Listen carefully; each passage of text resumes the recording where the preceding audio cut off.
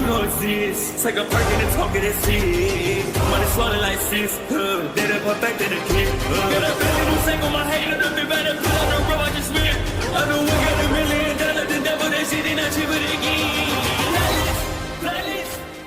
Hello and welcome back, fellow anime lovers, to MangaMuse. I am delighted to have you join us once again in the world of fanfiction and fantasy. This is the 5th part of What If Naruto Enters K-Pop Demon Hunters. Special note, this fanfic is written and a masterpiece of Slygold on FANFICTIONnet. Do check and support the author too. Now smash the like, share and subscribe button for more. Also press the bell icon so that you never miss such great parts. Thanks for the introduction. Now let's dive into the world. Naruto hadn't stirred since they were pulled from the hollow. His body lay heavy on the cot, bandages wrapped tight, black marks still smoldering faintly as if his skin itself remembered Orochimaru's touch. The medics whispered, but they never gave answers. When or if he would wake, no one knew. So Sasuke and Sakura kept vigil. They moved in a rhythm, unspoken, each trading off the watch like soldiers in a war that hadn't ended. Sasuke sat stiff in the chair at Naruto's bedside, arms crossed, pretending he wasn't listening for every shallow breath. Sakura would stand behind him, arms hugging herself, eyes rimmed red. Hours later, they'd swap, Sasuke pacing by the window while Sakura's fingers brushed Naruto's bandaged hand, as though the contact might coax him back. Sometimes, when silence felt unbearable, the memories came. Sakura remembered his grin, wide and stupid, when she first learned the willow stance. She had been trembling with nerves, nearly dropping her weapon. But Naruto had cheered so loudly she'd flushed in embarrassment and somehow, her hands had steadied. "That's the Sakura I know," he'd yelled. She could still hear it in her ears. Sasuke remembered the moment in Wave, when Naruto had stood in front of him without hesitation, storm dancing around his blade. "You're not dying here," Naruto had said, as if it were the simplest fact in the world. And for once, Sasuke had believed it. Now, staring at his teammate's still form, Sasuke clenched his fists.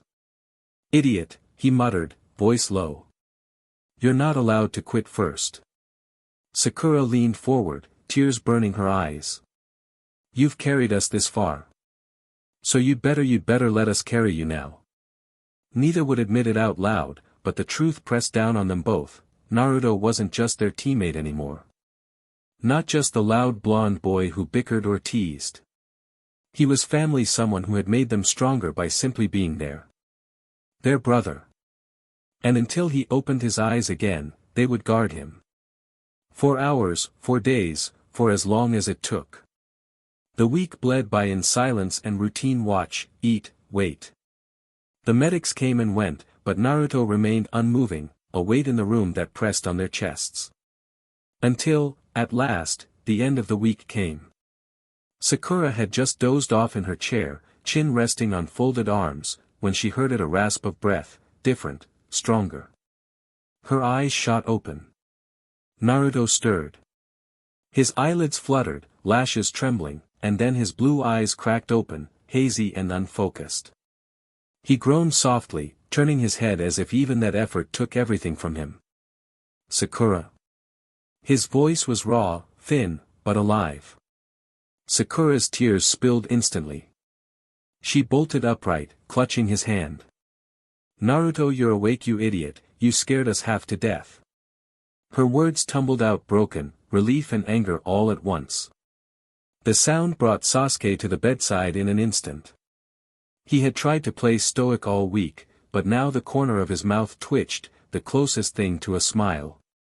"Took you long enough," he muttered. Naruto blinked at them both, still groggy, still weak, but their faces grounded him. His lips curved into the faintest grin. "Guess I overslept." Sakura laughed through her tears, smacking his shoulder lightly. Sasuke only shook his head, though his eyes betrayed the weight he'd been carrying. Naruto's gaze drifted between them. "You stayed the whole time?" "Of course," Sakura said instantly. Sasuke's voice was low, steady. We're not leaving you behind. Not ever. Naruto closed his eyes again, but this time, it wasn't the emptiness of before. It was rest. Safe.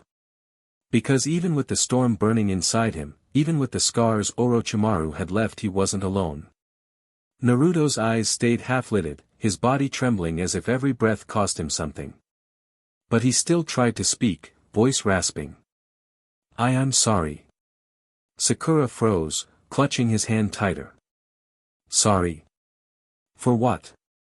Her voice cracked, angry through the tears. Naruto's throat bobbed, words catching. I couldn't stop him. I wasn't strong enough. You both Sasuke, Sakura, you got hurt because of me. His eyes watered, and he turned his face away. I keep saying I'll protect people, but all I do is drag you into the fire. Sasuke's jaw tightened. He stepped forward, gripped firm on the bed's railing. Don't start with that CRP. You didn't drag us anywhere, we chose this. Naruto blinked, startled at the weight in Sasuke's voice. You think you're the only one who gets to fight? Sasuke went on, his eyes hard but steady.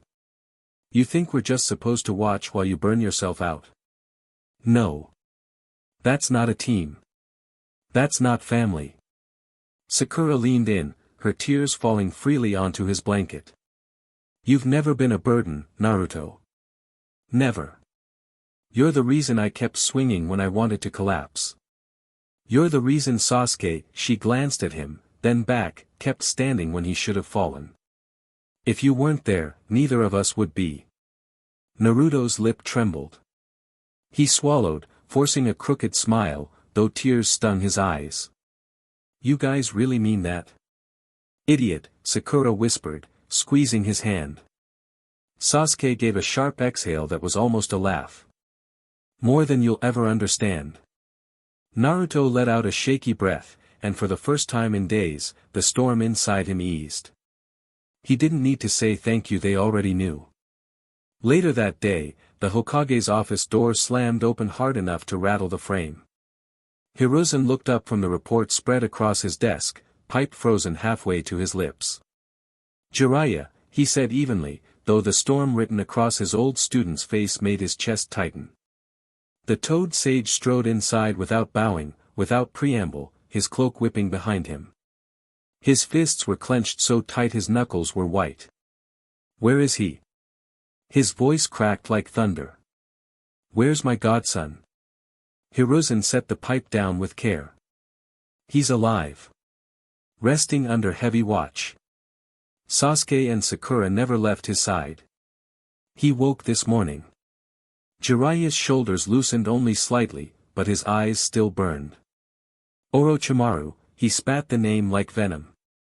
I should have known that snake wouldn't stop at shadows and whispers. Carving into the boy, branding him like some experiment. He slammed his hand against the desk, the wood groaning under the force. He's gone too far, sensei. This isn't war anymore. This is personal. Hiruzen sighed, weariness in every line of his face. You think I don't know? I watched that mark spread on Naruto's skin with my own eyes. His resonance nearly tore the forest apart. He's powerful, Jiraiya, more than any of us guessed. But he's also unstable. One slip and, he didn't finish the thought. Jiraiya leaned forward, palms flat on the desk. Then I'll make DMN sure he doesn't slip. I've failed enough people in my life. I won't fail Minato's son too. His voice broke softer at the end, grief hidden under steel. For a moment, the room was heavy with silence, the weight of old sins, old students, and the children now paying the price. Finally, Hiruzen nodded. Go to him. But know this, Jiraiya, Naruto's path isn't just yours to guide. The council will want answers. And so will Selene. Jiraiya's jaw tightened at her name, but he said nothing more.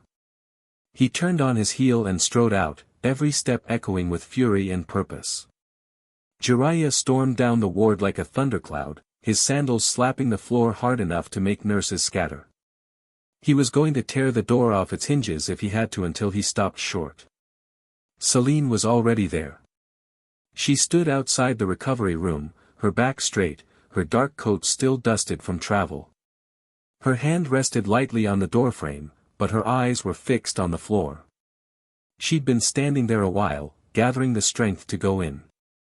When she looked up and saw him, she didn't flinch. But the storm in his eyes met the iron in hers, and the hallway grew heavy. "You got the note," Jiraiya said. His voice was rough, almost breaking. Celine nodded once. "I came as fast as I could." Her lips pressed thin. "Is it true?" Jiraiya's fists trembled. He wanted to scream, to PND the wall until the wood cracked. Instead, the words tumbled out broken. He branded him, Celine. Orochimaru carved into him like he was a piece of meat. "I wasn't there. Not for Minato, not for Kushina, and now not for him." His voice cracked as he turned his face away, ashamed of the tears in his eyes. "Gods, I've failed him, too." Celine stepped closer, her hand finding his arm. "Don't you dare say that. You're here now. That's what matters. That boy doesn't need perfect, he just needs people who don't leave." Jiraiya's chest heaved, and for a moment he looked ready to break down completely. He swallowed hard, blinking fiercely, but her hand steadied him. On the other side of the door, Naruto shifted in his fevered sleep, mumbling broken words. "Stop, not her, she's just a baby," his voice cracked into a sob. Jiraiya's face contorted, grief and fury colliding. He reached for the handle, but stopped, his hand shaking. Celine squeezed his arm. "Together," she said softly. Jiraiya nodded, finally steady enough to breathe. And side by side, they pushed the door open to face the boy they had both sworn to protect. Naruto woke thrashing, breath ragged, eyes wild like he was still trapped in the hollow. Jiraiya and Celine leaned in fast, calling his name, grounding him until he stilled enough to focus. His gaze darted between them, confusion twisting into something darker. Why are you here?" His voice cracked. He tried to sit up, but his body was weak, trembling. "I don't deserve it. I don't deserve to see you." Celine cupped his cheek, firm but gentle. "Naruto." He shook his head, tears spilling. "No. Don't you get it? He made me into something I'm not. I'm tainted now. I can feel it burning under my skin." His hands curled into fists, nails digging against the sheets. "I couldn't protect anyone. I couldn't protect Ryuko." His throat closed on the name, and he forced it out again, softer. "She should be smiling right now. Growing up. But she's gone because I was too weak. And instead of saving her, I let him turn me into this thing." Jiraiya's hand slammed against the bedside rail, not in anger at Naruto but at the weight of his pain. His voice came low, shaking. "Don't you dare call yourself a monster. Orochimaru did this. Not you." Naruto's tears fell faster, his voice a whisper. "But I feel it in me. The mark. The power. What if that's all I am now? What if next time I hurt someone who's innocent? What if He broke off, sobbing into his arm. Celine pulled his hand down and held it between hers, her eyes burning. "Listen to me. You didn't kill Ryuko. He did. You didn't make this mark. He did. What you carry isn't your shame, it's his crime." Her thumb pressed against his scarred knuckles, steady and sure. "You're not lost, Naruto. You're here, with us. And as long as you're here, you're still you." Jiraiya bent close, his voice rough with grief but fierce with love. "You hear me, kid? You're still Naruto. Minato and Kushina's boy. My godson. The same loudmouth who swore he'd out-train me one day. That doesn't die just because Orochimaru wants it to." Naruto swallowed hard, sobs shaking his chest. "But I couldn't save her." Sasuke's voice cut in from the doorway, quiet but sharp. He stepped into the room, eyes burning. Then save the next one. That's what we do. Sakura followed, her presence soft but unyielding as she came to the bedside. She put her hand gently over Naruto's. You're not alone. Not now. Not ever. Naruto's breath shuddered, breaking against the weight of their words. For a moment, he searched their faces, as if waiting for disgust or rejection. Instead, all he saw was fire, and love, and the promise that they weren't leaving. Finally, his body sagged back into the bed, exhausted. I don't want to be a monster, he whispered. You're not, Celine said, tightening her hold. You never will be, Jiraiya growled, his voice thick. And for the first time since the hollow, Naruto let himself close his eyes knowing, at least for tonight, that he wasn't alone in carrying the weight. Naruto's breathing evened out at last, though his hand still twitched faintly where Celine held it. The red flush of crying lingered on his cheeks, his body slack with exhaustion. Jiraiya pulled a chair closer and sat down hard, elbows on his knees, staring at the boy who was more son than godson to him. His voice, when it came, was low and rough. Do you remember, he murmured, the first time I saw him at your place? He couldn't even say the word hospitality. A broken chuckle left him. Kept calling it hospitality, blushing so bad Rumi nearly fell over laughing. Celine smiled faintly at the memory, though her eyes were glassy. She smoothed the blanket over Naruto's chest, her touch careful, protective. He was just 5. Shy, awkward, but so full of light. She paused, her throat tightening. And he's still that boy, Jiraiya. I see him every time he smiles at Rumi, or thanks me after training, or tries so hard to be polite even when he's hurting. Jiraiya swallowed hard, his gaze fixed on Naruto's scarred face. And now look at him. 15, branded with a demon's mark, carrying battles no child should ever see. His voice broke. This isn't fair. He should be sneaking sweets and fumbling over crushes, not swearing vengeance on the BSTRD who ruined his life. Celine's hand lingered over Naruto's whisker scars, her thumb tracing gently as if she could soothe away the pain branded there. He's more than the mark. He's always been more. That broken little boy, he grew into someone who still chooses to care. That's what scares Orochimaru most. Jiraiya leaned back, eyes closed, forcing himself to breathe. Minato and Kushina would have been proud. And Ryuko too. DMN, they would have been so proud. Silence stretched between them, heavy but warm. The quiet was broken only by Naruto's breathing, steady now, as if clinging to the weight of their presence. Celine whispered, almost to herself, no matter what he thinks, he's not a monster. He's still that boy who blushed when Rumi laughed. And Jiraiya, voice hoarse, added, and I'll tear the world apart before I let Orochimaru take that from him. The hospital room was quiet except for the steady rhythm of Naruto's breathing. Sasuke and Sakura had passed out together on the couch, exhaustion finally pulling them under. Celine sat close to Naruto's bedside, her hand resting over his, while Jiraiya lingered near, his large frame hunched in a chair, the weight of fury and grief pressing on him. The door opened softly. Kakashi stepped inside. The instant his eye found Naruto, his posture changed. He moved like a storm held in check, striding to the bedside with a silent urgency. He didn't speak at first, just looked at Naruto's bandaged form, then at the two sleeping figures slumped against each other on the couch. His visible eye glistened, the exhaustion in it cutting deeper than steel. Finally, he rasped, I failed them. Celine lifted her head sharply. No. I did. Kakashi's voice cracked, low but sharp. His hand hovered over Naruto's blanket, then pressed down gently, covering the boy's arm like he could anchor him there by touch alone. They're 15. I put them in the line of fire knowing what could happen, and look. He gestured Naruto unconscious, Sasuke stitched and bruised, Sakura bandaged but stubbornly close. I should have stopped this before it began.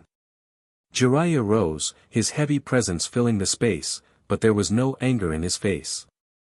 Only weariness, and understanding. You didn't fail them, Kakashi. They came back alive. Stronger. That was their fight to survive, and they did. Because of you. Kakashi shook his head. No. They survived despite me. I wasn't there when it mattered. I promised I'd protect them, and his eye flicked to Naruto's scars, the black marks faint but still visible, and his voice cracked again. I wasn't fast enough. The silence stretched, heavy.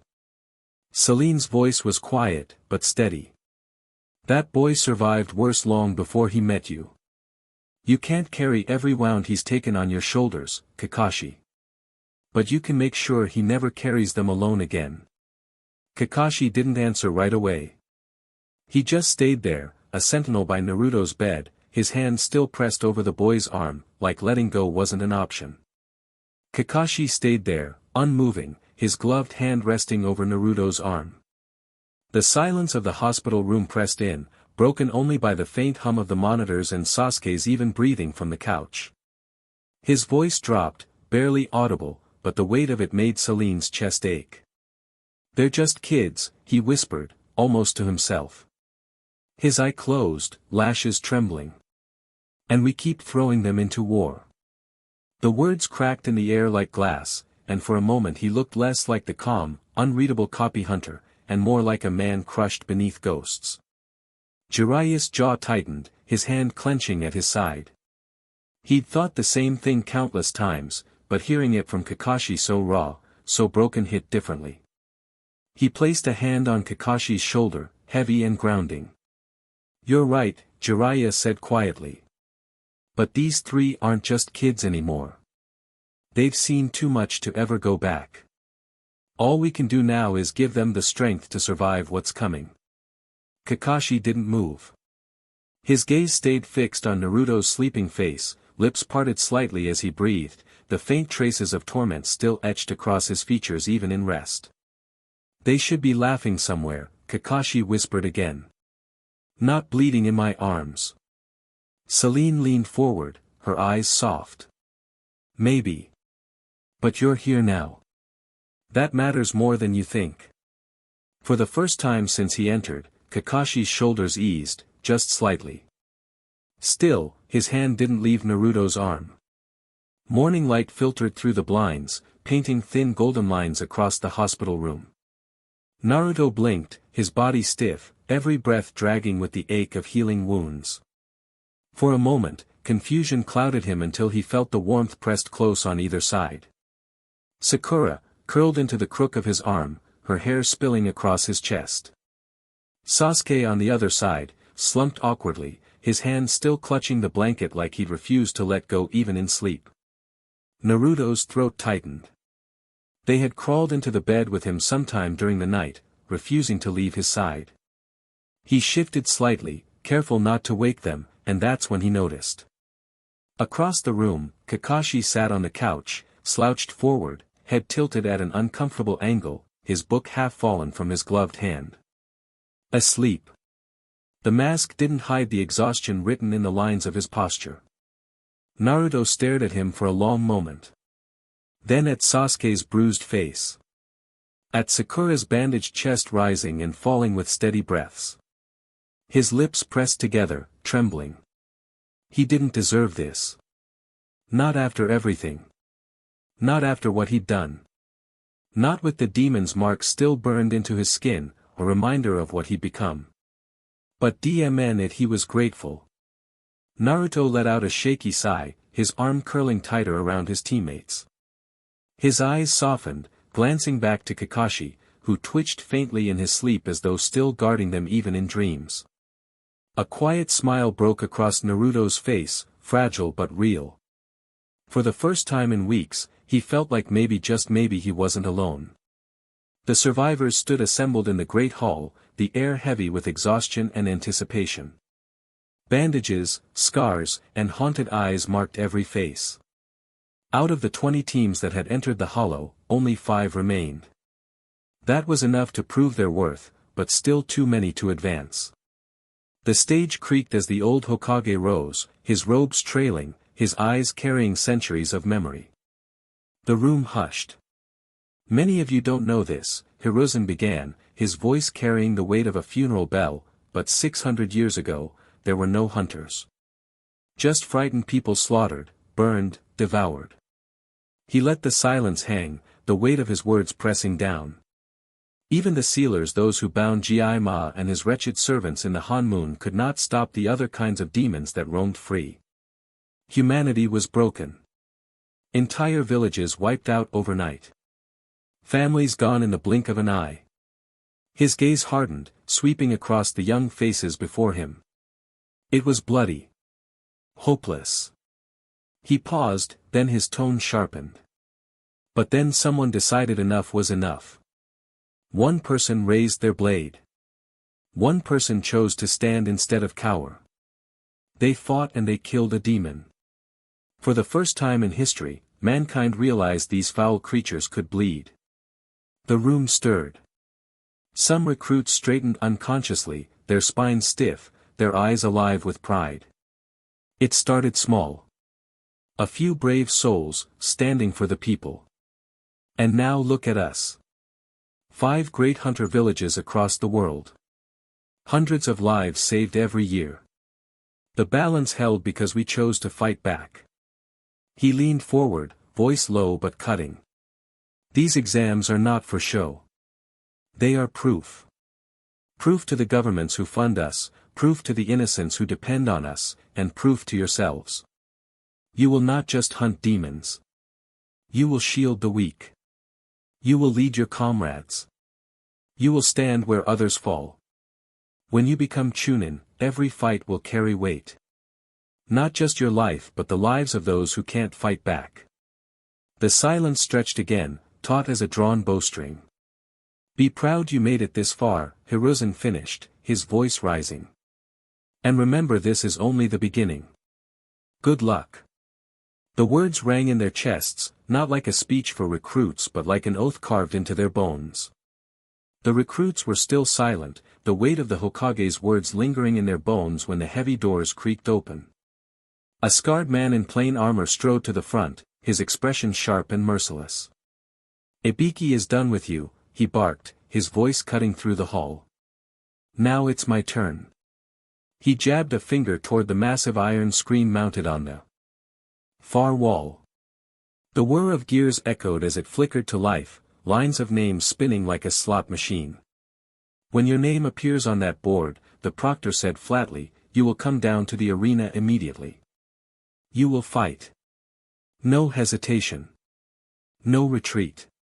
No excuses." The silence was so sharp it felt like a blade. The man's eyes swept over them, unblinking. No intentional maiming. No killing. You're hunters, not butchers. If I so much as suspect otherwise, I'll drag you out myself. But, he let the pause hang, a cruel grin tugging at his scarred mouth. If you hold back you'll lose, and you'll prove you don't belong here. The randomizer word, names flashing too quickly to catch. The hall held its breath as the first match spun toward fate.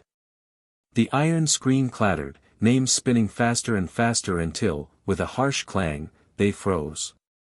Uchiha Sasuke vs. Ryuji Tanaka. A murmur rippled through the hall.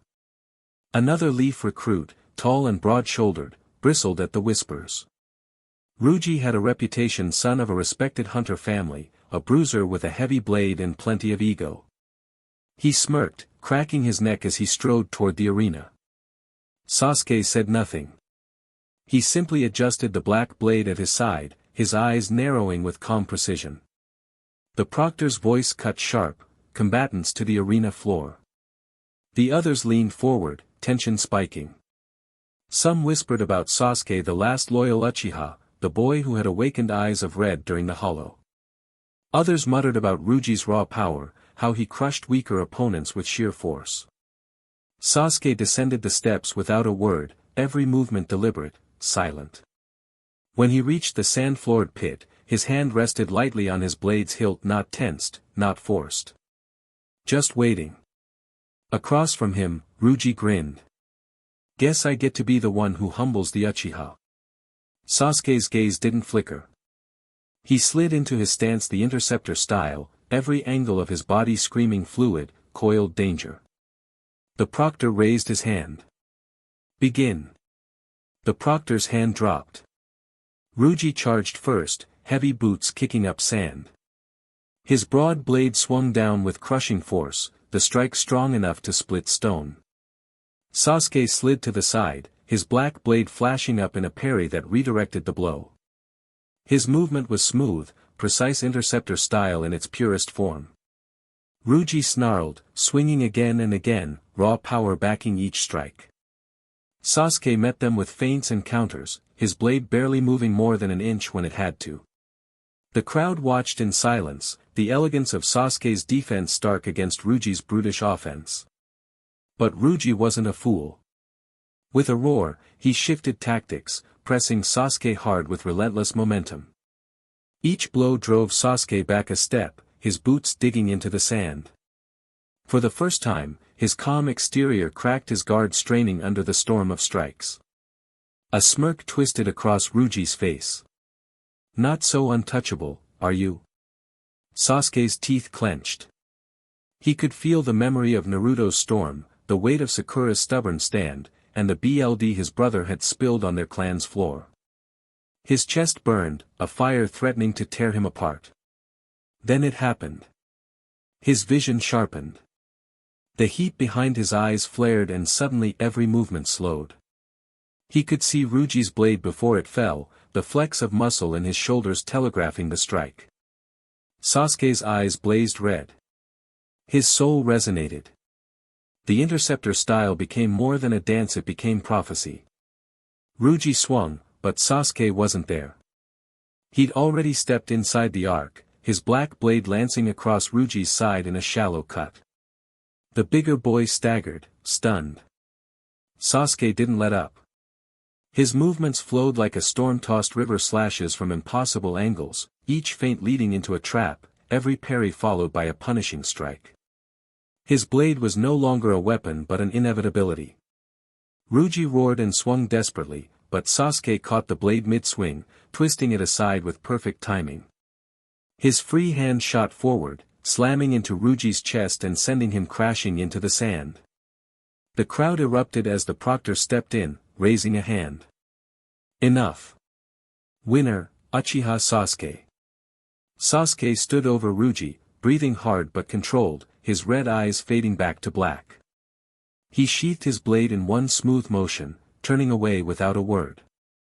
Up in the stands, Naruto smirked faintly despite his still healing body. Sakura's fists clenched in pride. Sasuke didn't look at them, but he felt their presence. His strength wasn't just for himself anymore. The names flared on the wall. Haruno Sakura vs Yamanaka Ino. The crowd buzzed, two leaf heirs, facing each other. Friends to some, rivals to others. Sakura stepped forward first, her breath slow, grounding herself in the willow stance. No nerve showed on her face. She'd come too far to falter now. Ino strode in with her chin high, daggers twirling in her hands, every step deliberate. She smirked as the proctor's hand cut the air. Begin. The first exchange was fast. Ino's daggers flashed, testing Sakura's guard. They bit at her ribs, her neck, her arms, always just shy of drawing real blood. Sakura absorbed the blows in silence, bending, shifting, never breaking. But Ino's true edge wasn't in her blades. It was in her voice. "You really think you belong here?" she said, her tone light but cutting. "You barely made it through the hollow. Without Naruto or Sasuke, you'd be dead." Her daggers slashed low, then high, probing for an opening. Sakura blocked, steady, but her chest tightened. Ino's smile widened. She circled like a predator. "Look at you, still clinging to that stance like it'll save you. Always the weakest link. Always needing someone else to carry you." The words echoed in Sakura's skull, memories of failure threatening to crack her focus. For a moment, her guard wavered. A dagger cut across her sleeve, grazing her skin. Gasps rippled through the arena. Ino leaned closer, eyes glittering. See? Deep down, you know I'm right. But Sakura's breath steadied. That's her trick. She wants me to break. Her stance shifted, not rigid now, but fluid, rooted like the willow she trained for months to embody. She let Ino's dagger slide across her arm, not resisting, only to twist and catch the hilt with her free hand. Her voice, calm and even, cut through the arena. Maybe I was weak once. But not anymore. Ino blinked. Just long enough. Sakura yanked her forward, slammed her shoulder into Ino's chest and spun, dropping her with a precise sweep. The daggers clattered against the floor. The proctor raised his hand. Winner, Haruno Sakura. The crowd erupted. Ino lay on the ground, stunned not because Sakura had outmuscled her, but because she hadn't let the words sink deep enough to break her. Sakura turned, chest heaving, but her face calm. She walked back to her team. She'd proved it to everyone, but more importantly, to herself. The randomizer pulsed. Aburame Shino versus Nara Shikamaru. The audience leaned in. Two quiet heirs, both known for brains more than flash. Shikamaru slouched into the ring, blade hanging loose, posture lazy. Troublesome. This'll be over quick one way or another. Across from him, Shino slid into place, spear balanced lightly in his hands. He said nothing, but his stance was wide, low, the tip of the spear twitching faintly like the leg of a waiting spider. The proctor chopped his hand. Begin. For a few breaths, neither moved. The silence was suffocating. Then the spear darted forward in a lightning move. Shikamaru barely twisted aside, the tip grazing his sleeve. Shino didn't relent.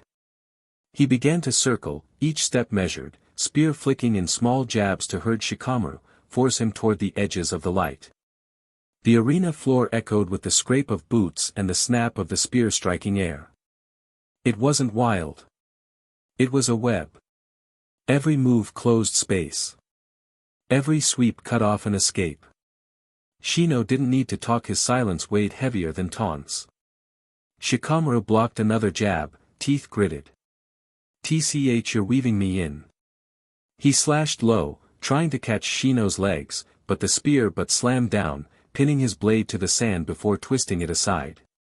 The rhythm never broke. "You wait for mistakes," Shino said flatly, voice low. "But spiders don't wait. They make them." The next flurry came, fast stab, sweep, move, twist, so controlled that Shikamaru stumbled just keeping up. He tried to roll back toward the lamps, muttering, "If I get the shadow right, it's checkmate." But Shino anticipated it. He spun the spear like a limb, cutting off the angle, and lunged. The cracked against Shikamaru's shin, knocking him off balance. Before he could recover, the spear tip hovered inches from his throat. The proctor raised his hand. Winner, Aburame Shino. The crowd buzzed, murmuring at the calm brutality of it. Shikamaru sighed, brushing dust off his pants as he stood. Troublesome. Should have known you'd spin me into a corner. Shino withdrew the spear, silent as ever, adjusting his gloves. He didn't gloat. He didn't need to.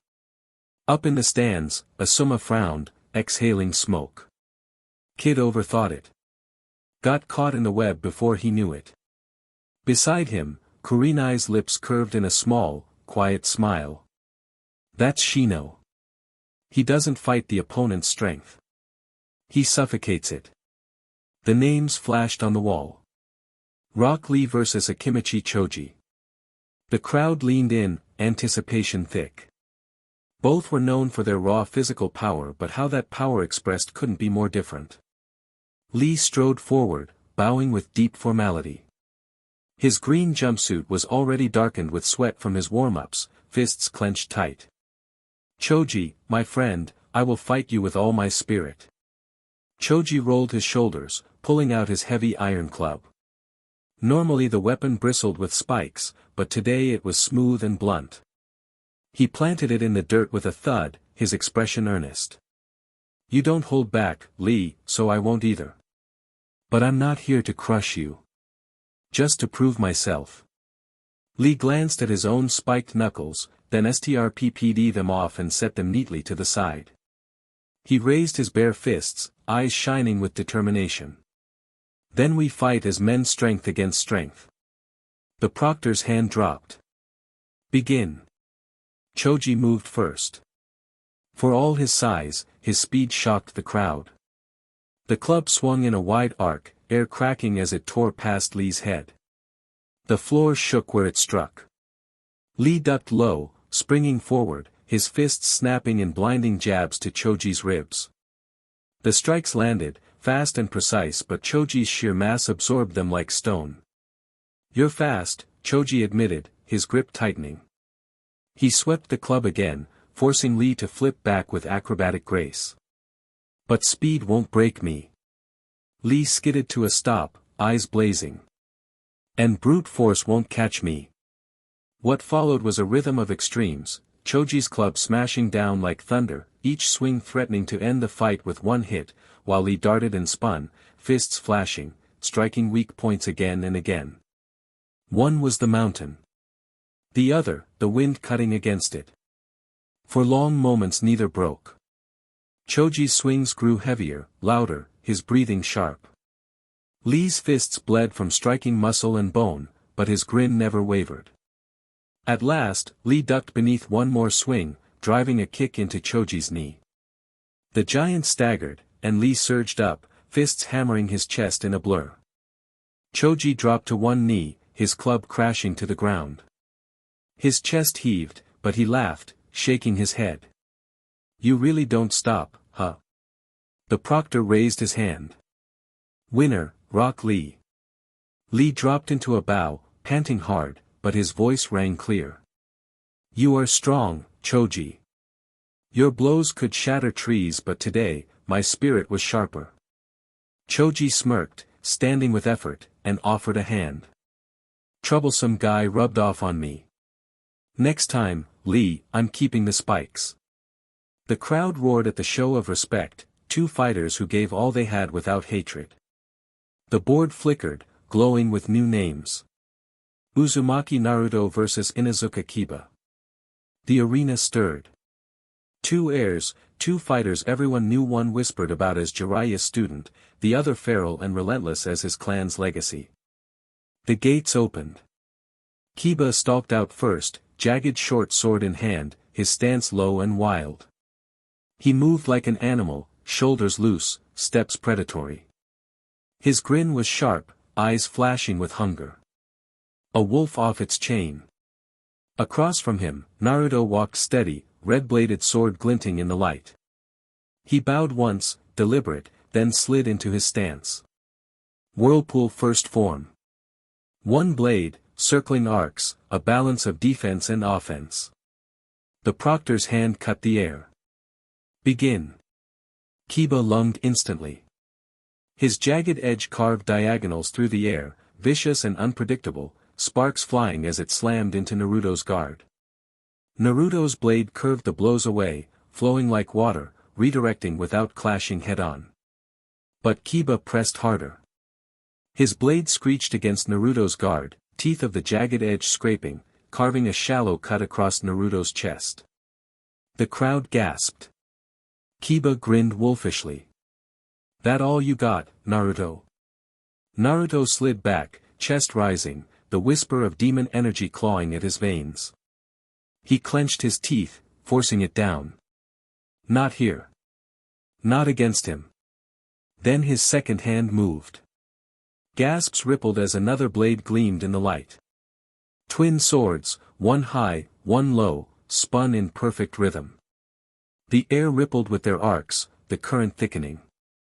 Kakashi leaned forward, voice low but sharp. The second form. Sasuke's eyes flicked to him. Second form. Whirlpool with 2 blades, Kakashi explained, never blinking. His mother never mastered it. Few can. But once you do, his voice dropped, there's no escape. Another Jonin muttered, why not use the storm stance? Wouldn't that end this faster? Kakashi's single eye hardened. Storm is nothing but killing blows. He won't use it on a comrade. In the arena, Naruto's blade sang. Kiba roared and slashed, his jagged edge flashing. Naruto's twin swords caught it high and low, twisting it away. His right blade struck down, his left swept up, forcing Kiba to retreat. The rhythm built. Each parry bled into a strike, each strike flowed into another. The blades overlapped, circled, and surged like waves pounding the shore. Naruto pressed, faster and faster, until it wasn't 2 swords, it was one endless current, dragging Kiba under. Kiba snarled, blocking desperately. Sparks burst with every clash, his arms trembling as the tide consumed him. He tried to backpedal, but once caught in the whirlpool's second form, there was no escape. Then crack. His jagged blade tore from his grip, clattering across the floor. Naruto's twin swords froze at his throat. Silence. The proctor raised his hand. Winner, Uzumaki Naruto. The arena exploded. Cheers roared, heirs shouted, but beneath it all, whispers crawled. Where's the resonance? Isn't he Jiraiya's student? They said he had a storm that could split demons. Why didn't he use it? Without it, he's just another heir with a famous name. Naruto sheathed. Both blades in a single fluid motion, but his body swayed. He stumbled, BLD from his chest cut staining his shirt, his hands trembling faintly as he reached the wall.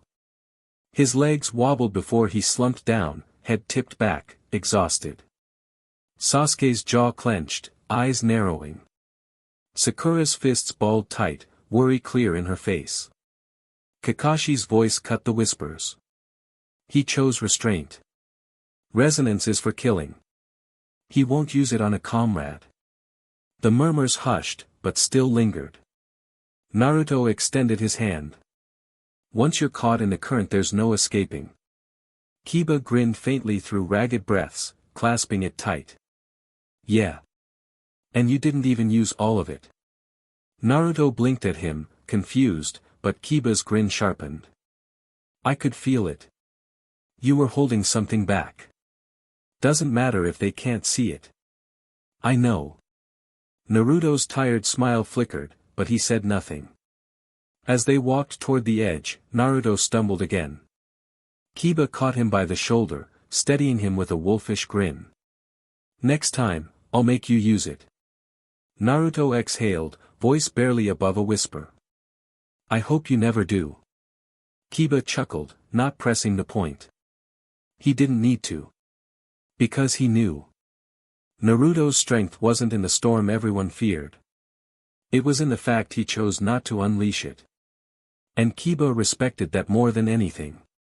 Kakashi, watching from above, let out the faintest breath he hadn't realized he was holding. For all the whispers, for all the doubts, at least one peer had seen what he saw. That was enough. The board flickered again, glowing with new names. Sabaku no Gaara vs Kanachi. A stir went through the arena. Gaara the pale, red-haired heir of the sand, dark rings under his eyes giving him the look of some goth specter. Even seated, he radiated an unsettling stillness. He rose slowly, every step dragging, as though the match itself was a nuisance. By the time he reached the arena floor, his sigh was audible. Why today of all times, he muttered, shoulders slouched. Across from him, Kanachi grinned, whipping out a long chain with blades fixed to the ends. He twirled it in wide arcs, the steel whistling through the air. You're dead meat, sand boy. Gaara didn't even raise his hand. He simply sat down, folding his legs, eyes half-lidded as if already bored. Kanachi snarled and lashed out. The chain blurred, blades singing toward Gaara's throat. SHK. Sand rose in an instant. A wall of grains, swirling and compacted, caught the blades mid-swing and stopped them cold. Gasps erupted from the crowd. The sand wasn't ordinary, it pulsed faintly, humming with a strange magnetic rhythm. Soul resonance, but unlike anything they'd seen before. Kakashi tried again, spinning the chain faster, sending strike after strike. Each blow slammed into the sand, sparks flying as the grains hardened, shifted, and swirled back into place. Gaara didn't move. He didn't need to. The sand fought for him. With a slow breath, Gaara murmured, "Enough." The sand surged. It erupted upward, a tidal wave of golden grains, wrapping Kakashi in a suffocating grip. Chains clattered to the floor as he was yanked off his feet, slammed hard into the arena wall, and pinned there like an insect. The proctor raised his hand instantly. "Winner, Sabaku no Gaara." But Gaara didn't budge. He stayed sitting, arms folded loosely across his knees, eyes closed. The sand kept Kakashi trapped until Gaara finally exhaled and let it drop. From the stands, his siblings groaned. Temari rubbed her forehead. Kankuro muttered, "Here we go again." Their Jonin-sensei, Baki, snapped. "Gaara! Quit lying around and get back up here." Gaara cracked one eye open, stared flatly up at him, then slowly lifted his hand and flipped him off. The arena went dead quiet. Then, without bothering to stand, Gaara let the sand lift him effortlessly, grains swirling beneath him like a throne carrying its king. He floated back up to the waiting area, still sighing, still looking like he'd rather be anywhere else. The entire arena sweat dropped. The board shifted again, glowing with new names. Kankuro versus Saito. The sand heir strolled out with a lazy grin, a scroll strapped across his back. His opponent tightened his grip on a pair of daggers, clearly nervous. The proctor gave the signal. Kankuro didn't waste time. He flicked his wrist, and a small sphere tumbled across the floor, hissing as it cracked. Thick smoke poured out, swallowing the arena. Saito coughed, trying to stay low, blades raised. But before he could react, he inhaled. His knees buckled. The smoke wasn't just cover, it was laced with a potent sleeping agent. Saito collapsed face first with a dull thud. When the smoke cleared, Kankuro stood over him, arms folded, smirk widening. "Too easy." The proctor raised his hand. "Winner, Kankuro." The board flickered again. Temari versus Tenten. Both kunoichi stepped forward, their reputations already circling in the whispers of the crowd. Tenten strode out first, every strap on her vest holding steel daggers, knives, throwing stars, short spears. She didn't need fancy tricks, her mastery of weapons was second to none. Her eyes narrowed with focus, and she rolled her shoulders as if ready for war. Temari followed with a smirk, her massive iron fan strapped to her back. Unlike Tenten, she carried nothing else. She didn't need to. The proctor dropped his hand. "Begin." Tenten launched forward instantly. Blades flew through the air in a perfectly calculated spread, each piece of steel aimed to pin, cripple, or kill. Her precision was terrifying, every weapon found its mark. But Temari only sighed.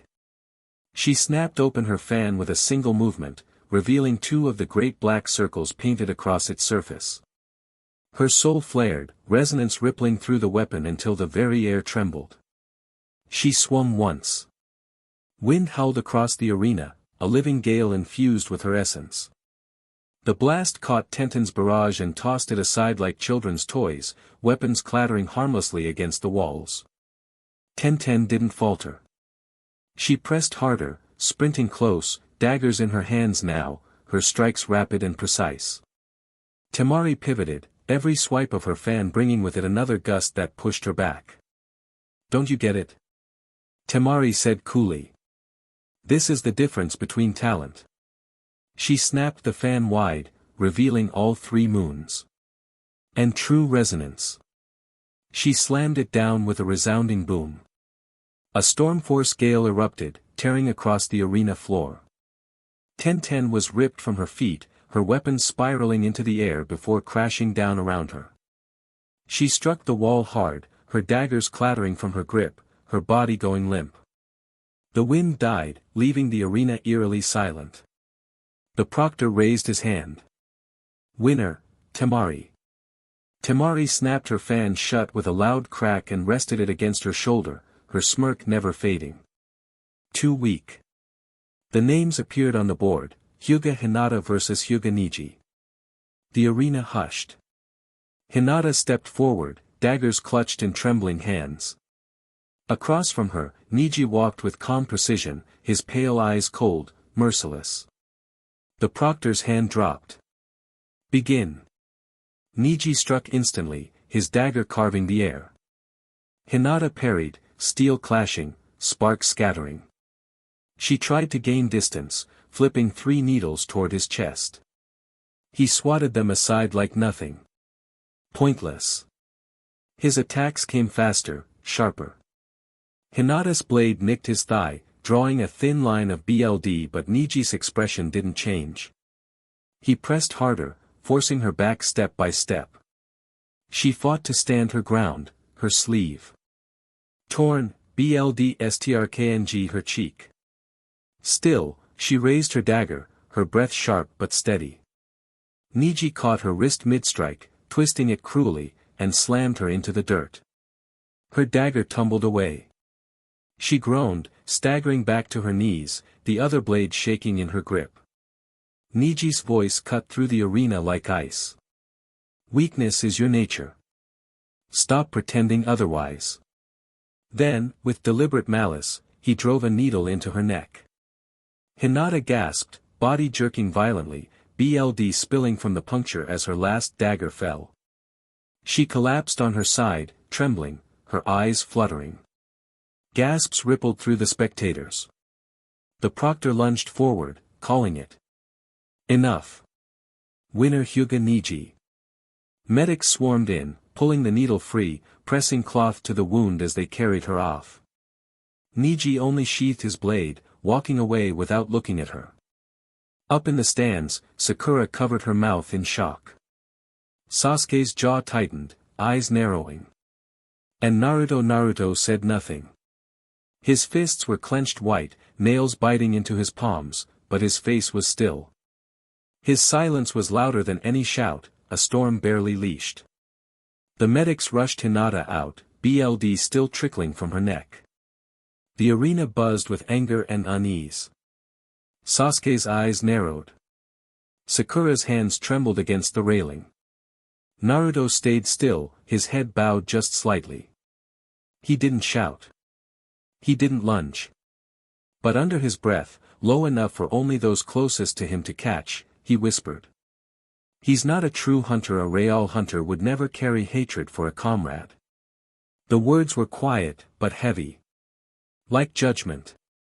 Kakashi, watching from behind, caught the whisper and his single visible eye softened. He knew what it meant, Naruto wasn't just angry. He was disappointed. And in that silence, everyone who knew him realized something. Naruto's fury wasn't loud. It was waiting.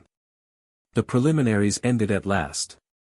Sweat, BLD, and silence hung over the arena as the survivors gathered in the center.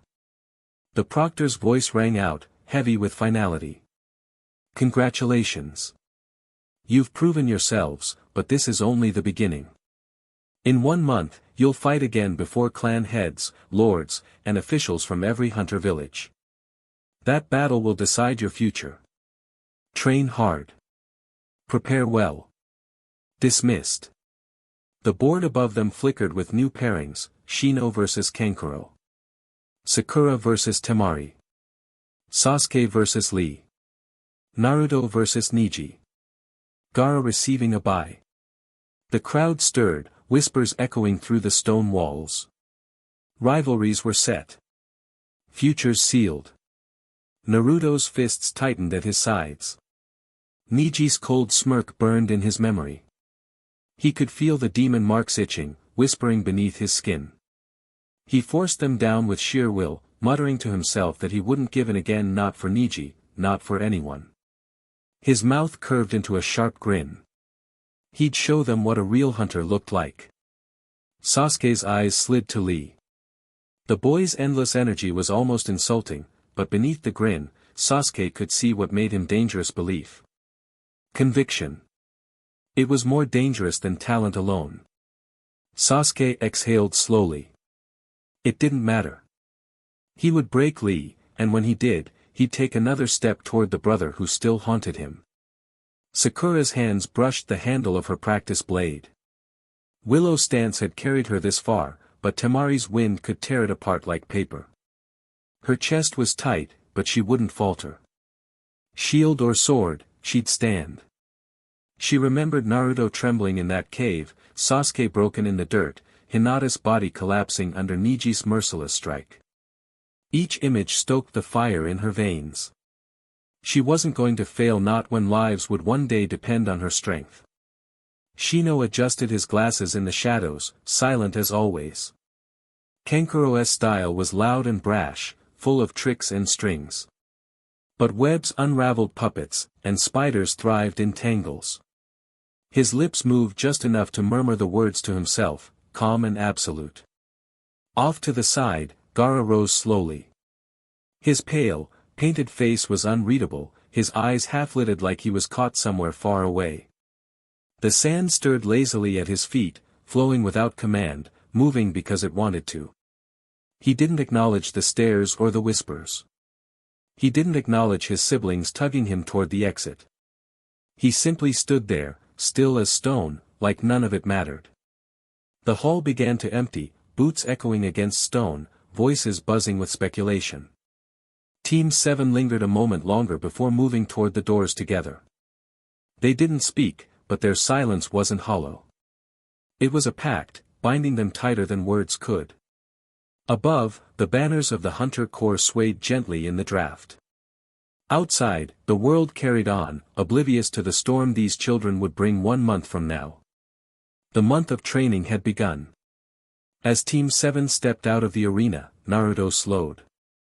His shoulders slumped, voice low enough it almost vanished into the shuffle of boots behind them. I want to go home. Sasuke didn't scoff, didn't throw back a sharp word, just gave him a look, then looked away again, silent understanding in his eyes. Sakura caught it too, her lips pressing thin, her grip tightening on her pack. They didn't need to ask what he meant. Kakashi, walking a few steps behind, let the silence linger. He studied Naruto for a long moment, the scars of the boy's last fight still too fresh in his mind. Then, without a word, he reached forward and ruffled Naruto's hair, a rare softness in the gesture. Sure, Kakashi said quietly.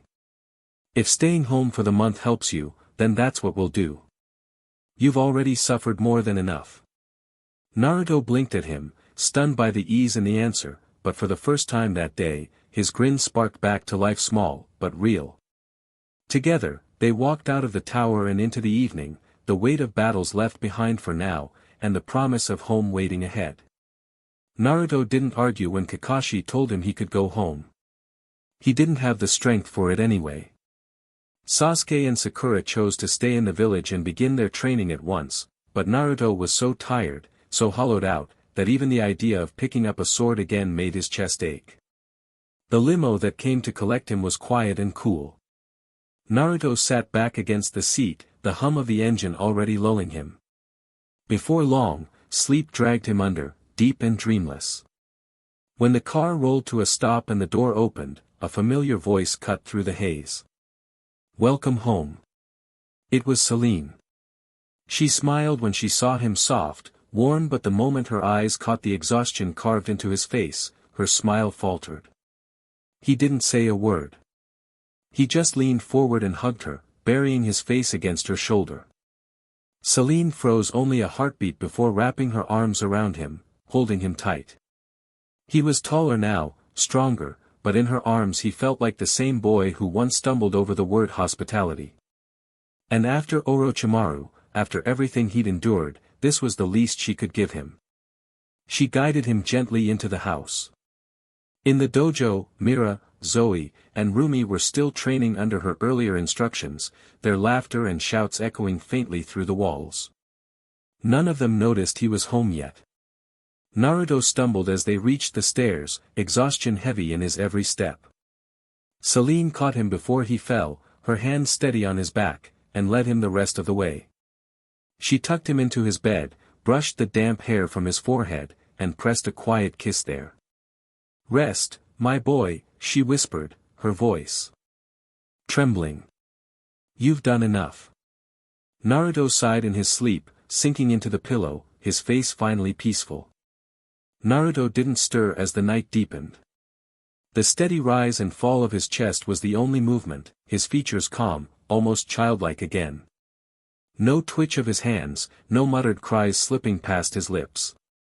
For the first time since before the hollow, there were no nightmares. No demons clawing at the edges of his mind. No mother's screams, no infant's cry echoing through the dark. No shadow of Orochimaru waiting to carve into him again. Only silence. Only warmth. The hum of the house surrounded him, the faint creak of the floorboards, the muffled laughter of the girls still training in the dojo, the quiet rhythm of soul alive beyond the windows. It was safe. He was home. And in that safety, Naruto finally slept the way a boy his age should have all along. The dojo had never felt so heavy. The faint scent of sweat and polished wood lingered, but it was drowned beneath the tension in the air as Celine stood before them, arms crossed tight like she was holding herself together. "Sit." Her voice wasn't sharp, but it carried finality. Zoe, Mira, and Rumi sank onto the mats, knees folded beneath them. None of them spoke, their eyes locked on their teacher's face. Celine drew a long breath. "Naruto is home," she began, her tone softer than they expected. Relief flickered across their faces until she continued. "But he's injured." The gasp was immediate. Zoe started to rise, panic already bubbling up in her throat, but Celine raised a hand and pressed her back down with the gesture alone. "He needs rest," Celine said firmly. "And none of you are to disturb him." Myra's brows knitted. Zoe swallowed hard. Rumi sat motionless, her chest tight, waiting. Celine's voice dropped lower, slower, each word weighed down by memory. "As you know, Naruto's parents and his baby sister were killed when he was 5. By a demon." Their heads bowed slightly, solemn. It was a story every one of them knew, but hearing it now, with Naruto broken upstairs, made it cut deeper. Celine pressed on. "The same demon Orochimaru snuck into the hollow during the exams. He struck when no one expected it. And he marked Naruto again." The silence was broken only by Zoe's tiny intake of breath. Myra's fists clenched in her lap until her nails dug into her palms. Rumi's heart gave a painful lurch. He sunk his fangs into him. Celine's voice shook, just a little. "Injected him with demon energy.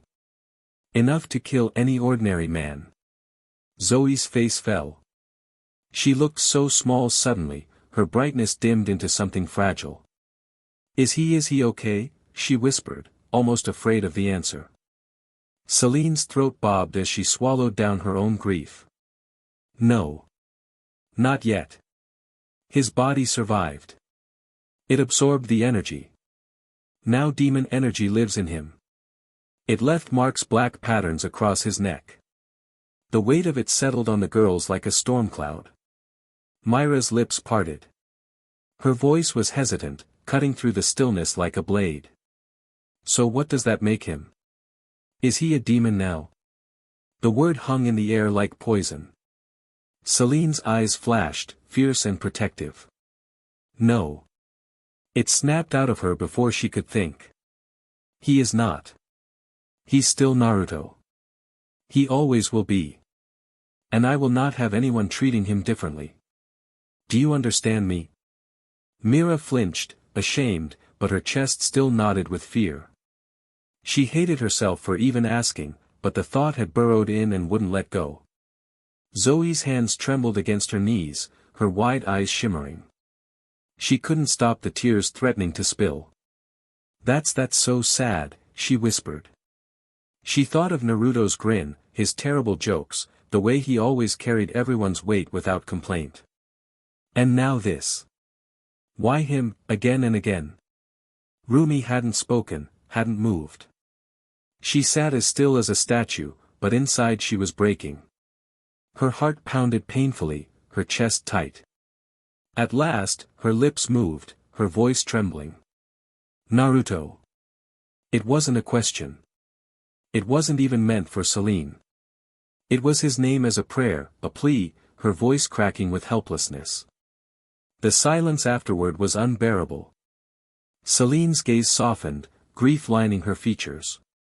She looked at each of them, the sorrow in Zoe's eyes, the conflict in Myra's, the heartbreak in Rumi's, and she thought of a 5-year-old boy who couldn't pronounce hospitality, who blushed whenever Rumi smiled at him, who had already carried too much.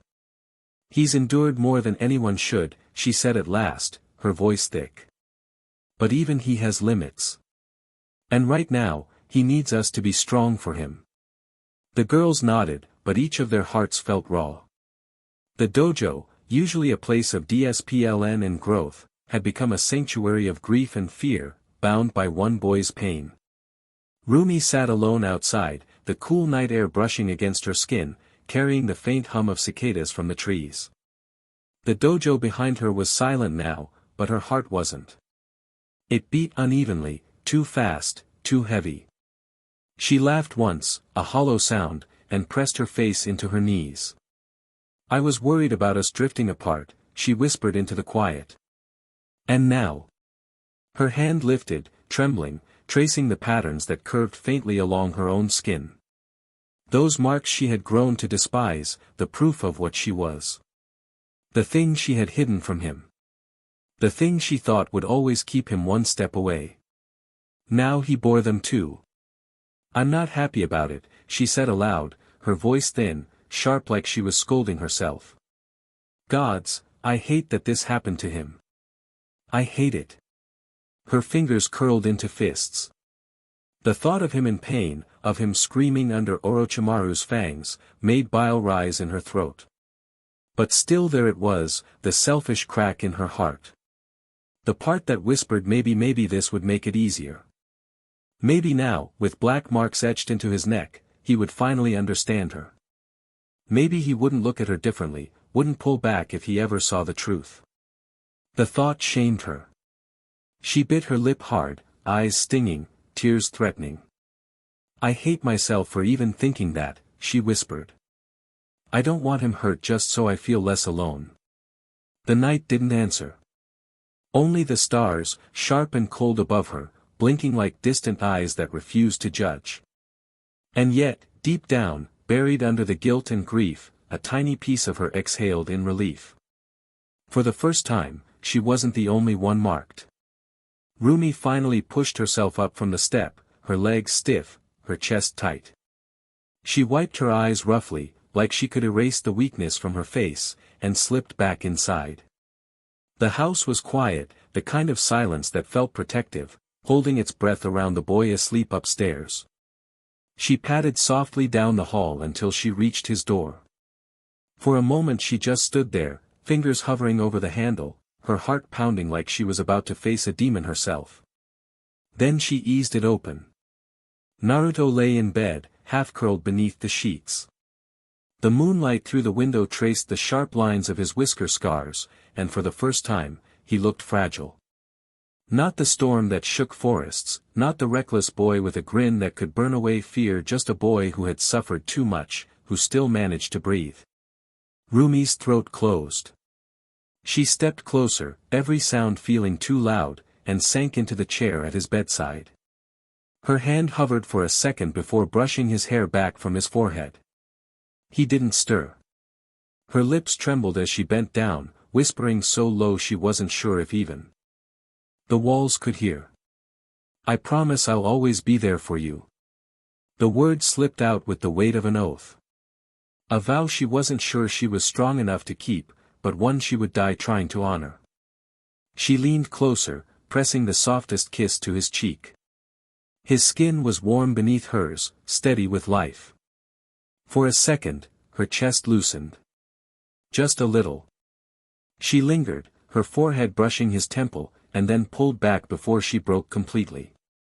Sitting in the chair again, she folded her arms on the bed's edge and let her head rest there. Watching him breathe. Guarding his dreams. Naruto woke rested for the first time in days. His body still ached, but it was bearable. He strpped out of his clothes and padded into the shower, never noticing Rumi curled in the chair by his bed, head tucked into her armrest, fast asleep. Hot water rushed over him, washing away the grit and BLD. His thoughts, however, refused to quiet. The finals. Niji. The Hyuga Air's style was sharp, efficient short blade and precision jabs, each strike meant to cripple. Whirlpool should be enough to overwhelm him, but Niji wasn't like Hinata. He carried a katana, proof he had mastered more than the family's base style. That he hadn't even bothered to use it against her told everyone what he thought of her worth. It pissed Naruto off. He didn't know Hinata, but when she'd stumbled in that fight with violet hair brushing her cheeks, it had twisted something in him. Ryuko. His little sister. He knew it wasn't fair to project, but Orochimaru's memory still clawed at him. He couldn't stop the comparison. His hand drifted to the black flame-like patterns etched into his skin. Smooth, almost innocent on the surface, but he knew the foul energy coiled underneath. Orochimaru had tried to make him a pawn. He refused. He'd never be that monster's tool. Not for his family. Not for himself. Naruto stepped out of the bathroom, towel slung low on his hips, steam still rolling off his shoulders. He ran a hand through damp hair, sighing as he thought again of Niji, of Whirlpool versus precise strikes, of scars both old and new. He tugged the towel tighter and pushed into his room. And froze. Rumi was stirring in the chair by the window, eyes heavy from sleep. She blinked up at him, confusion melting instantly into wide-eyed shock. The towel slipped. Naruto yelped, diving for the sheets. His face went crimson as he fumbled, wrapping the blanket around his waist. What the hell, how long have you? Rumi's face went scarlet, her hands twitching uselessly at her sides. She hadn't meant to look, hadn't meant to stare, but her eyes betrayed her, catching on every scar carved across his chest and arms. They weren't neat. They weren't clean. Some jagged, some burned, some deep and ugly. And yet, beneath the patchwork of pain, he looked as if carved from stone, strong, lean, every line of him earned through battles she could barely imagine. Her mouth opened, then closed.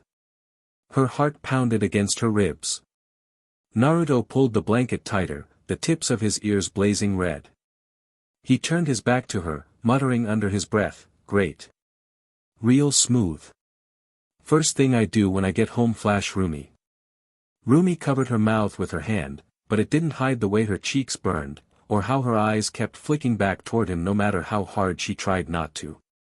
He was embarrassed, yes, but she was shaken.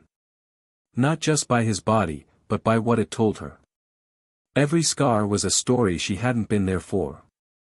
Every mark proof of how much he'd suffered while she sat safe behind dojo walls. Naruto risked a glance over his shoulder, catching her staring before she snapped her gaze away, crimson from her ears down to her collar. His stomach flipped, heat rising to his own face all over again. Neither spoke for a long, breathless moment. The silence felt heavier than any battlefield. Finally, Naruto groaned, burying his face in his hands. "I'm never living this down." Rumi's lips trembled between laughter and something softer. And though she turned her face away, the thought burned through her. He's alive. He came back. And scars or not, I can't stop looking. Rumi's breath caught in her throat as the sheet slipped and Naruto scrambled to cover himself.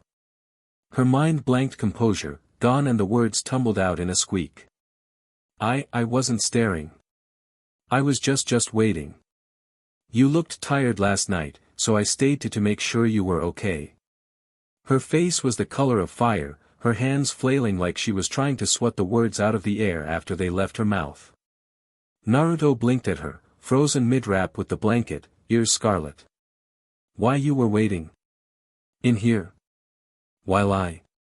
Rumi bit her lip, eyes darting everywhere except at him. But no matter how she tried, her gaze kept flicking back, tracing scars across his chest, the smooth lines of muscle, the way steam still curled off his shoulders. She hated herself for gawking, but she couldn't stop. Every mark felt like a secret written into his skin, and she wanted to read them all. Naruto caught her staring again. His blush deepened to the roots of his hair, and he snapped, voice cracking with embarrassment, "See, can you, like, leave?" Her head jerked up, mortified. "Right. Of course. I'll go." She nearly tripped over the chair in her rush to the door, hands clutching at her sleeves, face red enough to glow in the dark. Naruto groaned into his blanket, burying his face. His heart was hammering so loud he swore she could hear it through the wall. Rumi leaned against the hallway doorframe once she was out, palms to her cheeks, her own pulse racing. Neither of them would forget that moment anytime soon. Rumi staggered into the hallway, pressing her back to the wall, her breath shallow and uneven.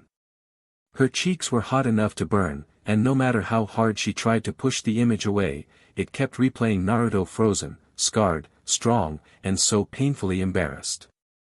Her fingers curled over her lips, trying to smother the heat rising in her chest. Naughty thoughts she had no business entertaining crowded her head, tumbling over each other like wildfire. Gods, she shouldn't be thinking like this, not about him, not about the boy she had grown up with, not about someone carrying so much pain. And yet. She swallowed hard. He was appealing. Not because of the cut of muscle or the sharpness of his jaw, but because of every scar carved into him, every mark he bore and still carried with his head held high. His patterns didn't frighten her. If anything, they only showed how much he'd endured, how much he refused to break.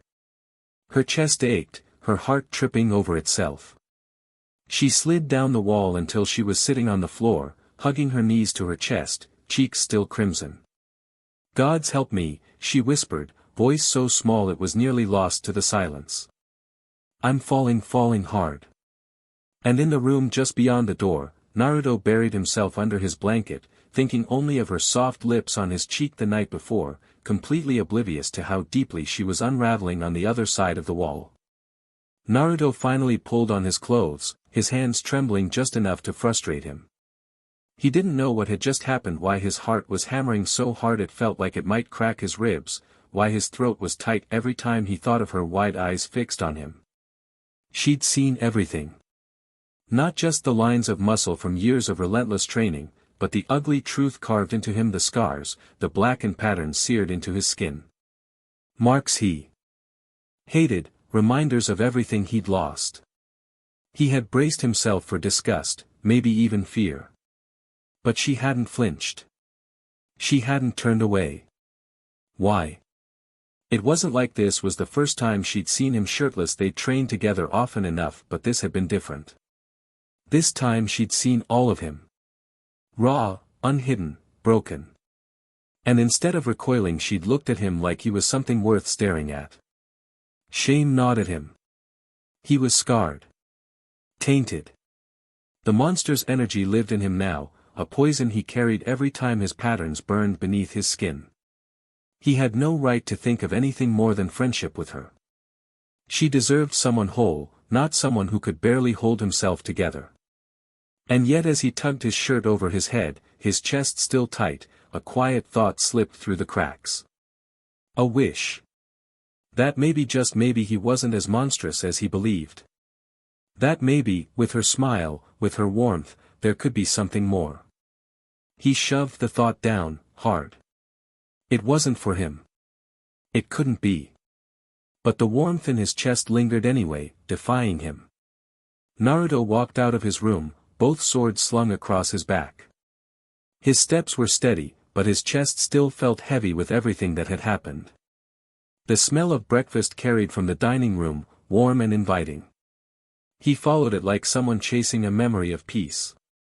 When he stepped inside, every set of eyes turned toward him. Concern hung thick in the air. Zoe, as always, was the most obvious, her expression wide open, her mouth parting before she even realized she was staring. Mira sat straighter, more composed, but her eyes lingered on him a little too long, sharp with worry she wouldn't voice. Celine, though, didn't rush him with questions. She simply gave him a soft, motherly smile, one that said she already knew the answer, that she was here whether he spoke or not. It should have made him feel safe. Instead, his heart clenched painfully, like he didn't deserve it. He tried to return the smile anyway. It was thin, forced until his gaze landed on Rumi. She sat stiff, cheeks still faintly pink, her eyes darting away when he looked at her. Flustered. Embarrassed. Appealing. Something in him eased, and for the first time since waking, his smile became real. Zoe, unable to help herself, blurted, "Are you okay?" Mira groaned, elbowing her, but the way her gaze stayed locked on him betrayed she wanted the same answer. Naruto didn't falter this time. He let the smile stay, soft and steady, even if it hurt to hold. "I will be," he said quietly. "I just need time and to be with y'all." The room relaxed just a little, like his words gave them all permission to breathe. The room exhaled at once, as though his words had untied the knot in all their chests. Zoe clapped her hands together, practically bouncing in her seat. "See? I told you he's fine," she gushed, her relief spilling out in a grin so bright it almost felt too big for the room. She didn't even notice she was tearing up a little until Mira smacked her lightly on the shoulder, muttering something about being dramatic. Mira didn't press him with questions, didn't hover the way Zoe did. Instead, she gave him a small smile, gentle, unshaken, almost sisterly. Without a word, she slid the plate with the last fried egg across the table toward him. "Eat," she said simply, as if it were the most natural thing in the world. Celine caught the gesture and her lips curved in quiet approval, though she said nothing. She just kept that watchful mother's gaze on him, making sure he took the comfort that was being offered. Rumi still hadn't said a word. She sat there, pink creeping up her ears, her chopsticks frozen above her bowl. She looked at him like she didn't quite know how to breathe, and when Naruto's eyes flicked toward her again, she ducked her head so fast her hair swung over her face. Naruto hesitated at first, staring down at the egg. Then he picked up his chopsticks, bowed his head slightly, and said softly, "Thank you."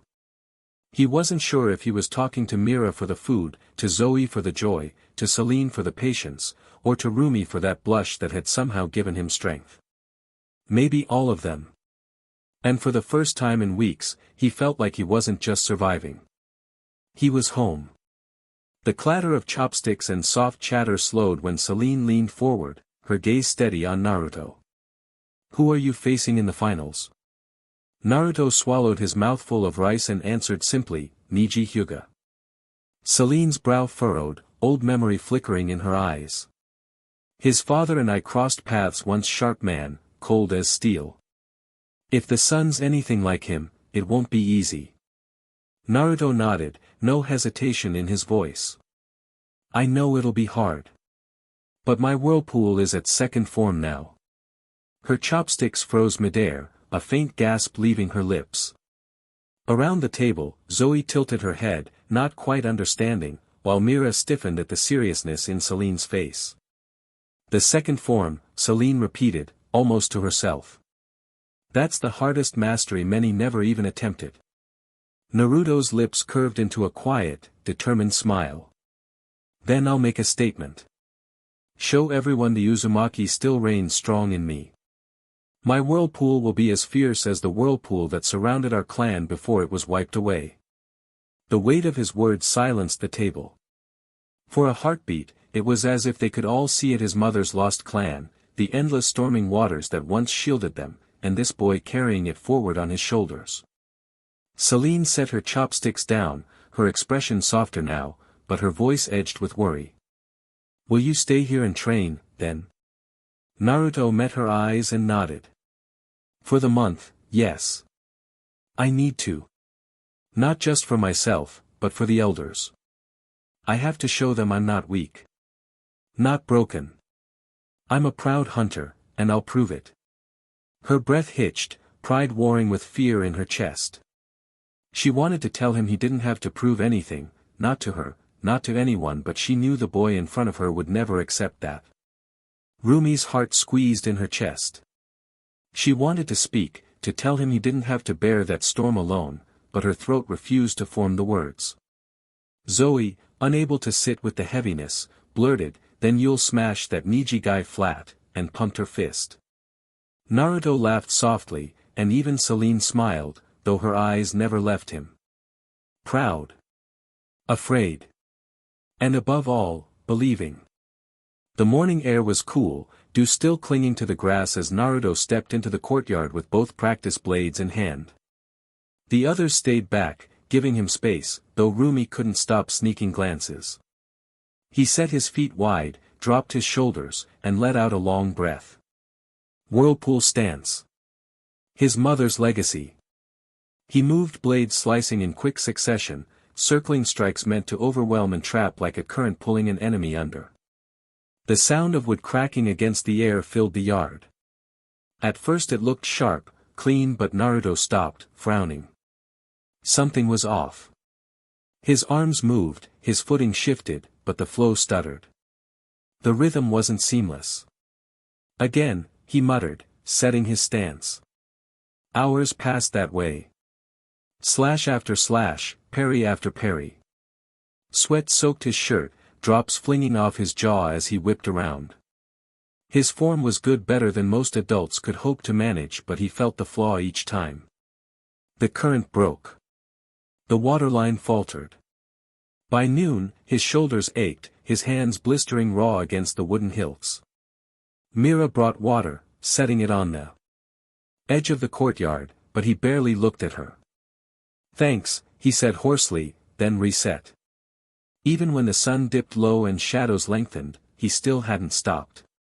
His blades cut through the dim light, relentless, but the irritation on his face deepened with every movement. Each time he thought he had it, the flow snagged. His strikes clashed against one another instead of feeding. Zoe whispered to Rumi, "Why doesn't he take a break?" But Rumi only shook her head, lips pressed tight. She knew the answer. Naruto couldn't leave something half done. Not when everything in his life had been stolen. By dusk, his body was trembling, but he didn't quit. The whirlpool was supposed to be infinite, unstoppable. Yet his still broke. Finally, his last strike faltered, and the blades dropped to his sides. He was breathing hard, sweat plastering his hair to his forehead. He stared at his hands, blistered and trembling, and muttered, "Something's missing." But instead of stopping, he reset his stance once more. Rumi, watching from the doorway, felt her chest ache. He wasn't just training. He was fighting ghosts no one else could see. The first day bled into the second. And the third. By then, the rhythm of the estate had changed. Naruto woke with the sun, blades in hand before the morning dew had even dried. He cut and cut, whirlpool stance driving his arms in endless circles, blades singing through the air until his shoulders screamed. He only stopped when his legs gave out or when Celine herself ordered him to eat. Even then, he chewed quickly, eyes far away, mind already back in the courtyard. By midweek, his hands were raw, knuckles split, blisters torn open and hardened again. He wrapped them with strips of cloth, but the bandages stained red within hours. Still, the blades never stopped moving. Rumi tried to sit near him the second day, humming softly in hopes it might calm him, but he didn't seem to hear her. His gaze was locked forward, searching for something he couldn't yet see. Zoe muttered from the veranda, arms crossed tight. "He's gonna break himself in half at this rate." Mira, quieter, only frowned. "Maybe that's the point. He doesn't want to stop until he finds it." Celine, arms folded, said nothing for the longest time. When she finally spoke, it was barely above a whisper. "That's the Uzumaki in him. The whirlpool never rests, it pulls and pulls, until it drags everything under." It's their gift and their curse. Each day followed the same punishing rhythm. Morning until dusk, blades swirling. His body trembled, sometimes outright collapsing into the dirt. But after a few moments gasping, he would haul himself upright and begin again. The flow was good, great even, yet he felt it stutter each time. The current broke. The whirlpool wasn't whole. By the fifth night, he stumbled into the dining room, shirt soaked with sweat, hair clinging to his cheeks. He forced a grin, but it didn't reach his eyes. Tomorrow, he muttered as he dropped into his chair. Tomorrow, I'll fix it. Rumi's heart twisted. She wanted to beg him to stop, to rest, but when she saw the raw fire in his eyes even through the exhaustion her words caught in her throat. By the seventh day, he moved like a man possessed. Every cut sharper, faster, desperation pouring from his stance. And still, the moment came the flow breaking, the rhythm stalling. His blades dropped, chest heaving, voice raw. Missing it still missing. The courtyard was silent except for the sound of his ragged breaths. Behind him, Zoe whispered, he's gonna burn himself out completely. But none of them could pull him away. This was more than training. It was a fight between Naruto and the ghosts that refused to let him go. The next morning smelled of wet grass and iron. Another sun dragged up over the estate, and Naruto was already moving before it fully rose. He struck, again and again, blades a blur, sweat carving rivers down his face. The courtyard rang with wood on air until his shoulders burned so deep he couldn't feel them anymore. Are you trying to kill yourself? A voice cut through the rhythm like a splinter of lightning. Naruto's arm froze mid-arc. He blinked up. Jiraiya stood at the edge of the yard, coat slung back, hair a mad white halo. He looked less like the loud, lecherous legend and more like a man who'd been punched in the gut by life and refused to curl. The question in his voice wasn't teasing, it was raw worry. Go away, Naruto snapped, but his voice wobbled. He reset his stance and pushed the blades again, as if motion could erase the tremor inside him. Jiraiya took 2 steps closer, eyes tracking the motion, not intervening. You think breaking yourself proves something? He asked. You think grinding till you snap is strength? Naruto's jaw worked. His arms moved faster, trying to force the missing piece into place. The whirlpool should have been seamless, but every time he reached the point of perfection, the current shivered and broke. Frustration built into a hot stone in his chest until the edges of his vision blurred. Wood cracked. One of the practice blades split with a clean, ugly snap. The shock jolted through his hands raw, burning pain, and the other blade followed, splintering under his grip. He staggered, BLD beating where the ragged hilts had nicked his palms. For a second his world narrowed to the sting and the rhythm of his own breathing. Then something inside him broke, too. He hurled the ruined pieces to the ground and stormed for Jiraiya, feet pounding the stones. You don't get it, he spat as he closed the distance. I've done everything. I trained, his words hiccuped into a ragged thing. Why can't I get it right? Why can't I make it whole? I'm tired of being broken. Jiraiya didn't flinch. He looked at the cuts on Naruto's hands, at the heat of shame and fury on the boy's face, and something in him softened and then snapped into steadiness. He crouched until he was at eye level, voice low and steady. You're not the first to try to make a storm out of pain, he said. And you won't be the last. But listen to me, smashing yourself into the same wall over and over doesn't teach you how to break it. It just makes you bleed so you can say you fought. Naruto barked a humorless laugh. So what then? What do I do? Sit. Watch. Let him win, Orochimaru, let him make me a puppet. No. Jiraiya's hand was unexpectedly gentle as it brushed the back of Naruto's wrist, the touch barely there but grounding. You don't sit, and you don't oblige monsters. You learn how a current works. A current doesn't rage at the shore. It understands the shore, it finds the weakness in the rock and uses it. You keep forcing power into the same shape because you're trying to punish the technique into fixing itself. Technique doesn't respond to punishment. It responds to balance. Naruto's breath hitched. Balance? Yeah. Jiraiya pushed himself to his feet and stood with a little theatrical groan. You're throwing everything at your whirlpool with the intent to crush. Your blades move like a hurricane, all force, no listening. The second form isn't just speed. It's a conversation between blade and blade, body and air, history and will. You're trying to drown the ghosts with noise instead of learning their language. For a moment Naruto was too tired to argue. The courtyard seemed to tilt under him.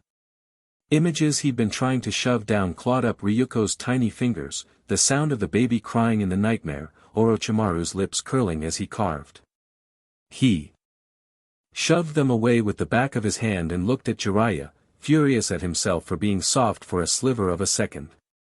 You'll rest, Jiraiya said, seeing the collapse coming before Naruto could fight it.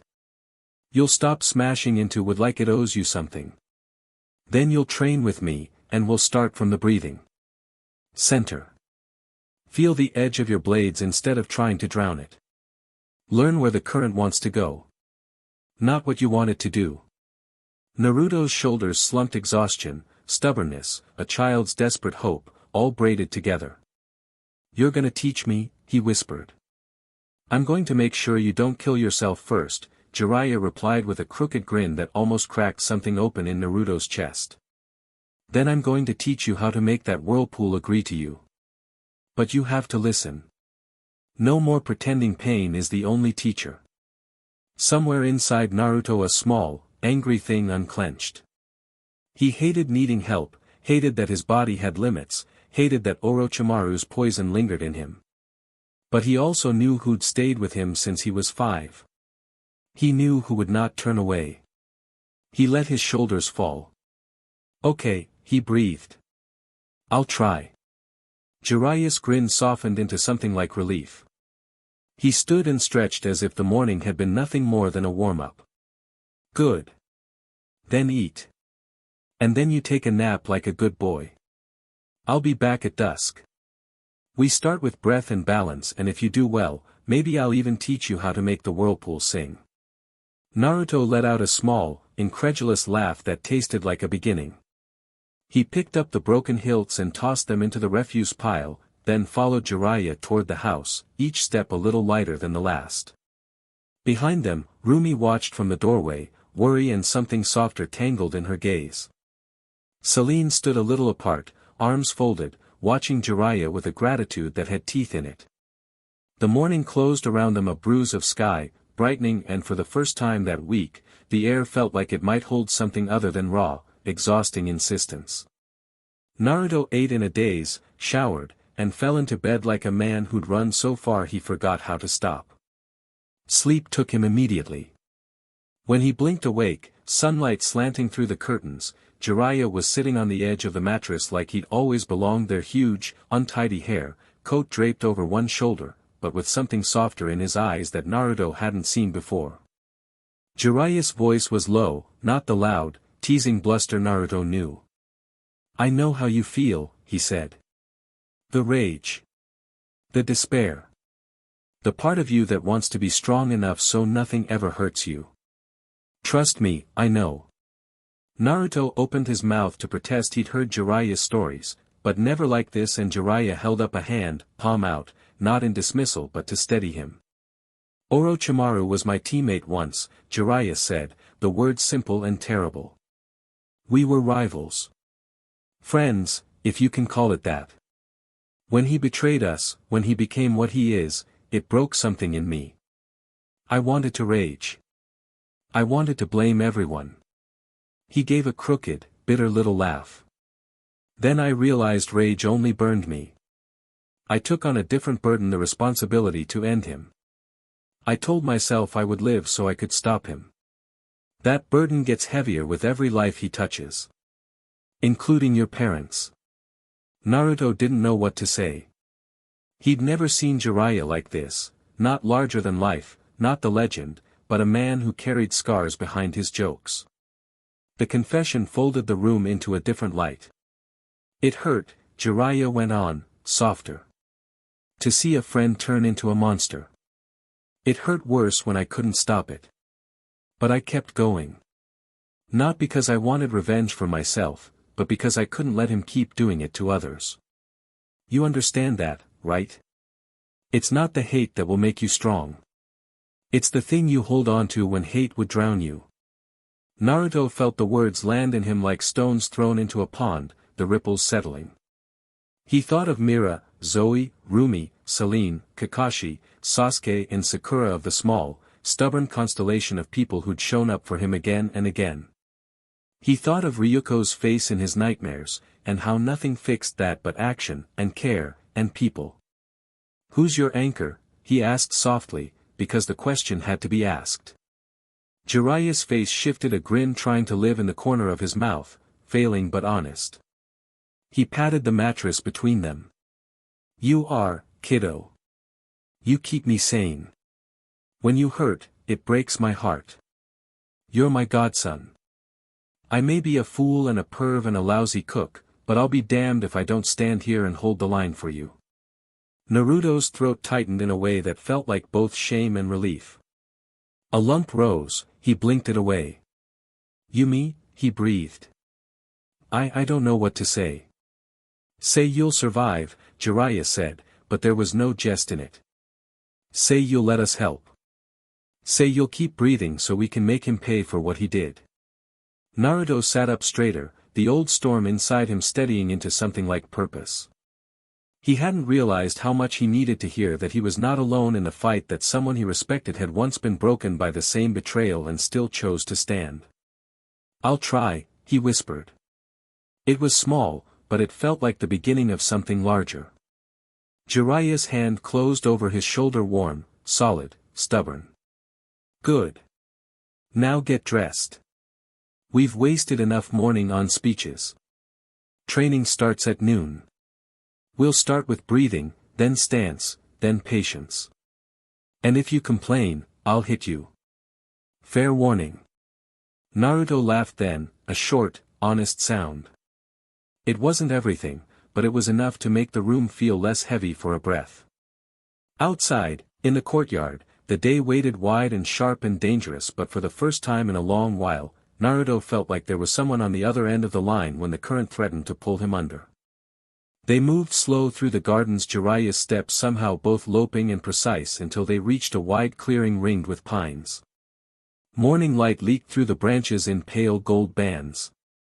For the first time in days the air itself felt like it might forgive him. "Sit," Jiraiya said, patting a flat rock. He dropped down, legs splayed like a man who'd always planned to nap in the open, and pointed at Naruto. "Eyes closed. Don't argue. Breathe." Naruto blinked, then sat and closed his eyes because that was easier than protesting. The courtyard noises shrank. The scrape of a branch, a distant bird, small things that had nothing to do with the nightmare tied inside his head. He forced his breath slow, steady, like someone remembering how to row after falling from a boat. Jiraiya's voice was quieter than usual. "People think breathing is just air going in and out. Not true. Breath is a metronome for a body in motion. If your breathing is a drum solo, the body dances like a man possessed. If your breathing is a tide, the body moves like the sea."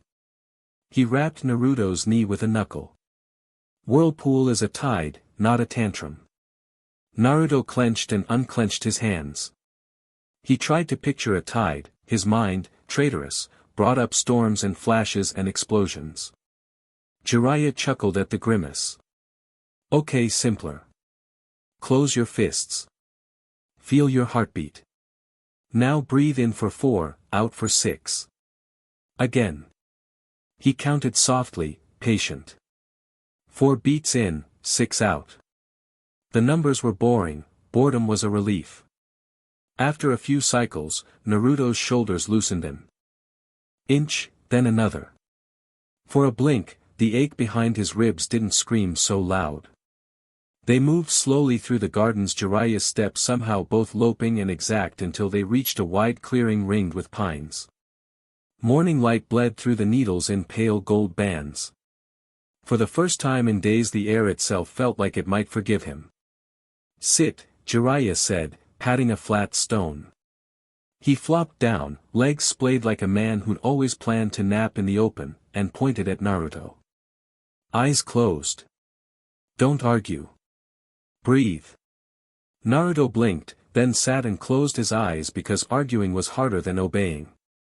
The courtyard noises shrank, a branch scraping, a distant bird, small things that had nothing to do with the tide of nightmares in his skull.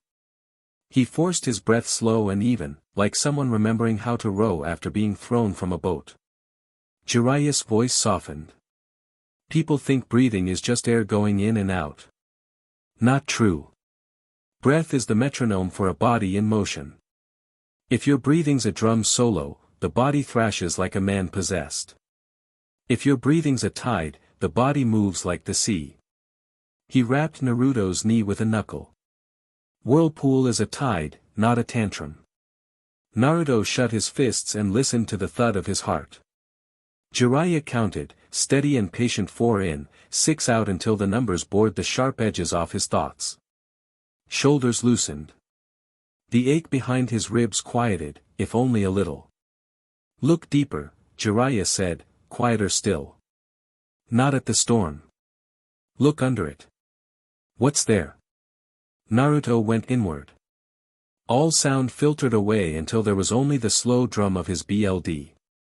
At first the images came as they always did: flash and thunder, Ryuko's face, the bite of Orochimaru's laugh, but he let them drift past.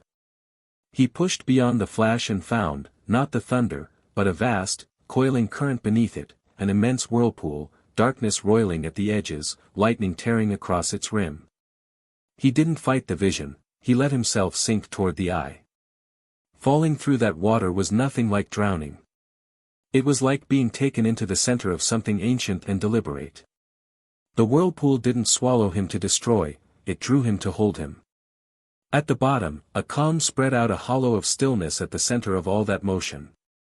He hugged it, and the motion of the water around him felt not wild but purposeful, alive with a patient, waiting force. When he opened his eyes the world had changed in a small, clean way. He felt it first under his palms, a cool, liquid pressure that answered his movement. Around his arms and head water swirled, not thunder, not flame, but the clear, hungry motion of current. It wrapped his wrists like ribbons and sang down his forearms. Jiraiya watched him and, with a grin that creased the corners of his eyes, tossed a pebble into the air. The little stone vanished into Naruto's invisible stream and was snatched cleanly, flung into a tree with the tidy accuracy of a practiced thing. Jiraiya's grin widened until it was almost a laugh.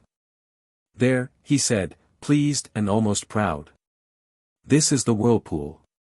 Naruto stared at the water curling around his arms, wide-eyed, the current tugging and pulling like it had a mind of its own. This was inside me the whole time. Jiraiya chuckled, leaning back on his palms like this was all old news to him. Kid, your soul resonates with what you are here. He jabbed a finger against Naruto's chest, right over his heart. The swirl of water rippled at the touch, answering. Most Uzumaki get a little spiral, a taste of current. Strong, yeah, but not the real thing. That's why so few ever pulled off the second form. Naruto's brows furrowed. But it was lightning that first showed itself in me. Jiraiya's grin softened, turning almost wistful. And that doesn't surprise me one bit. You're your father's boy. Minato's soul blazed like lightning, quick, sharp, deadly precise. He carved through demons before they even knew they were dead. That same spark's in you. He leaned forward, eyes catching a shine in the light. But this? He nodded at the water flowing around Naruto's arms, steady and endless. This is your mother's gift, the whirlpool.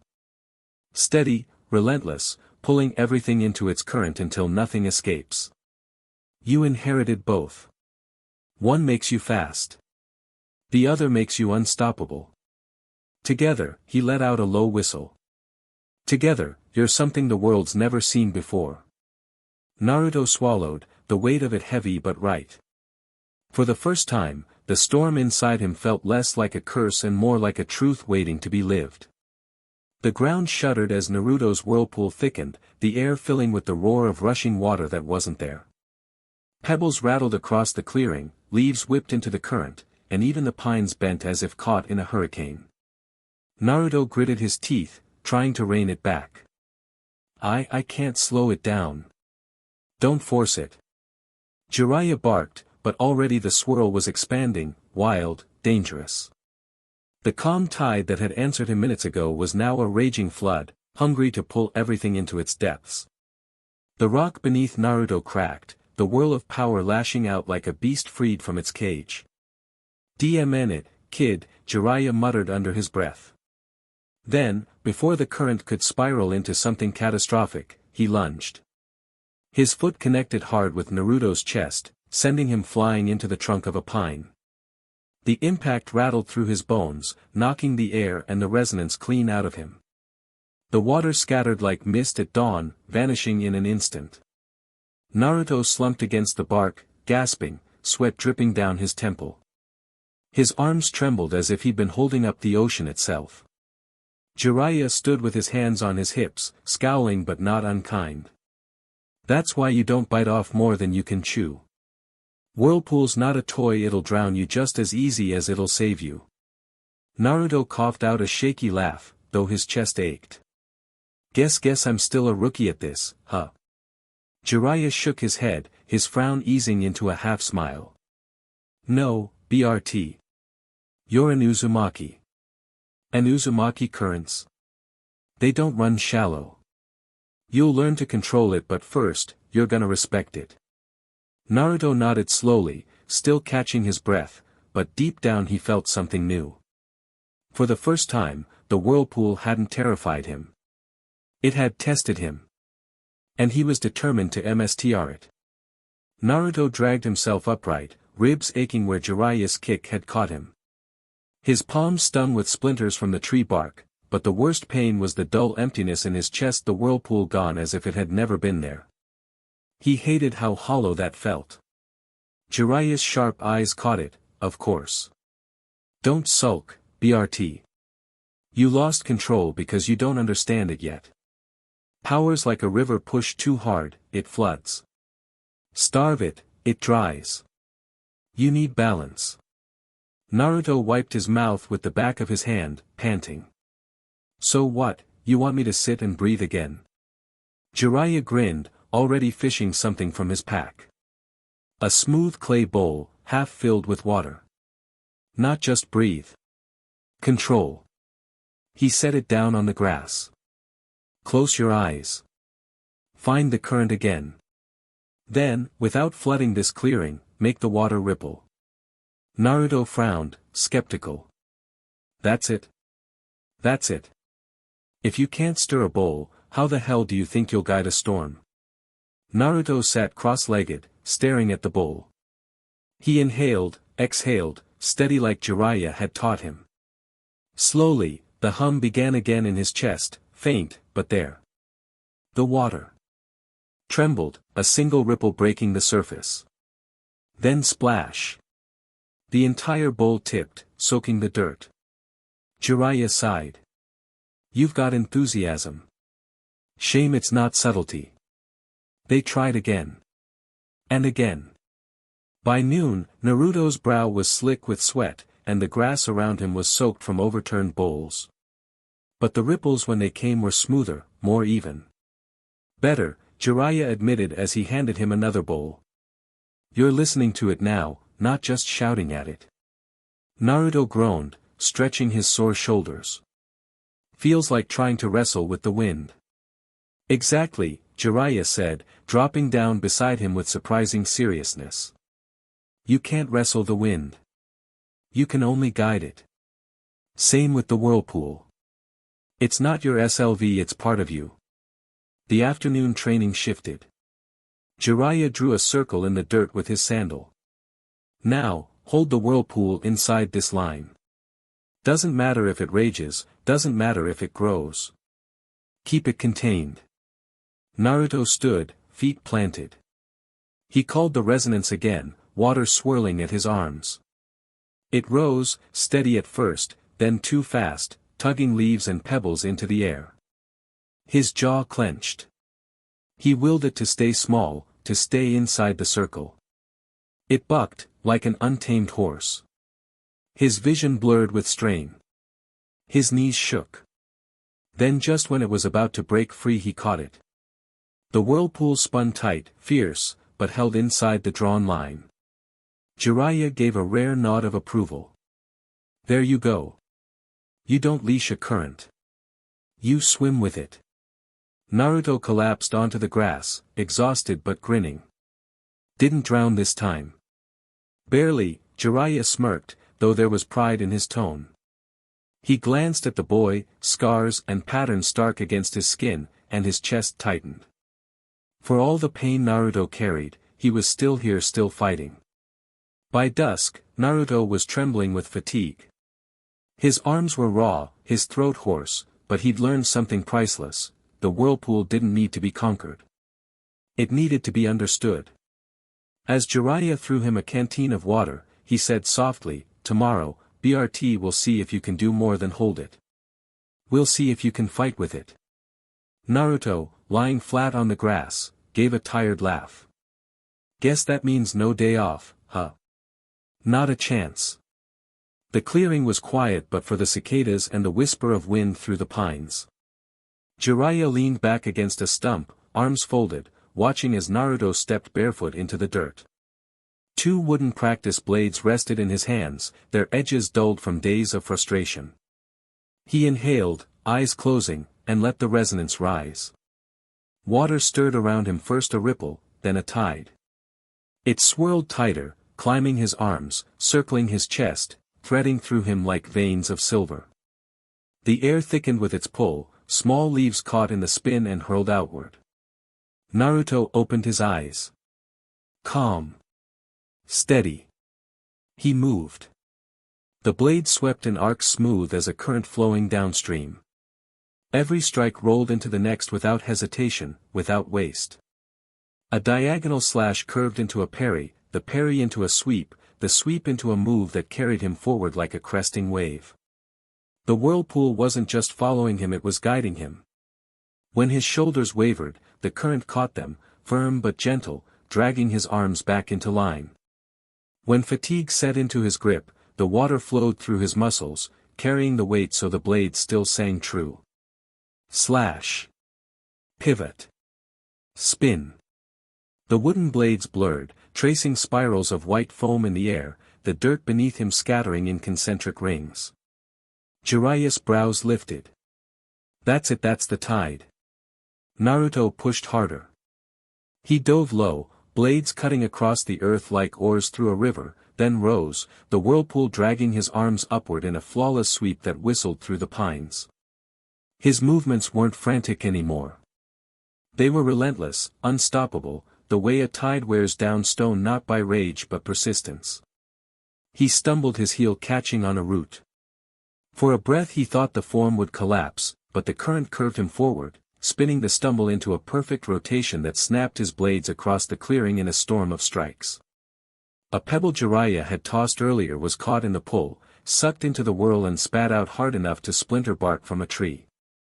Naruto froze, chest heaving, arms humming with the current still coiled around them. His face was flushed, but his eyes were bright, steady.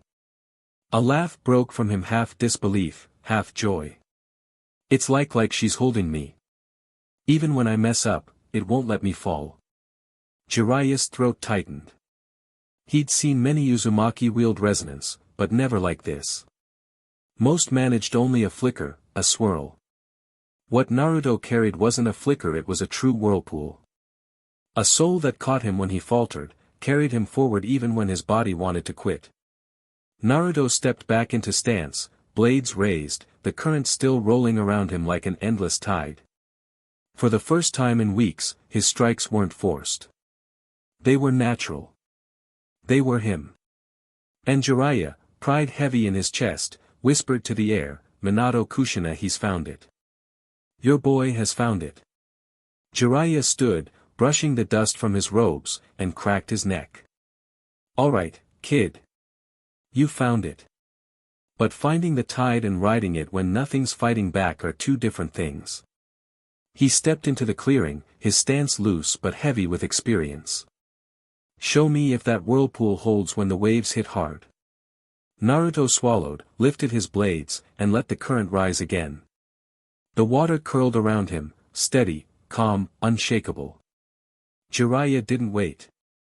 He lunged, a blur for a man his size, his strike sharp enough to break bone if it weren't wood.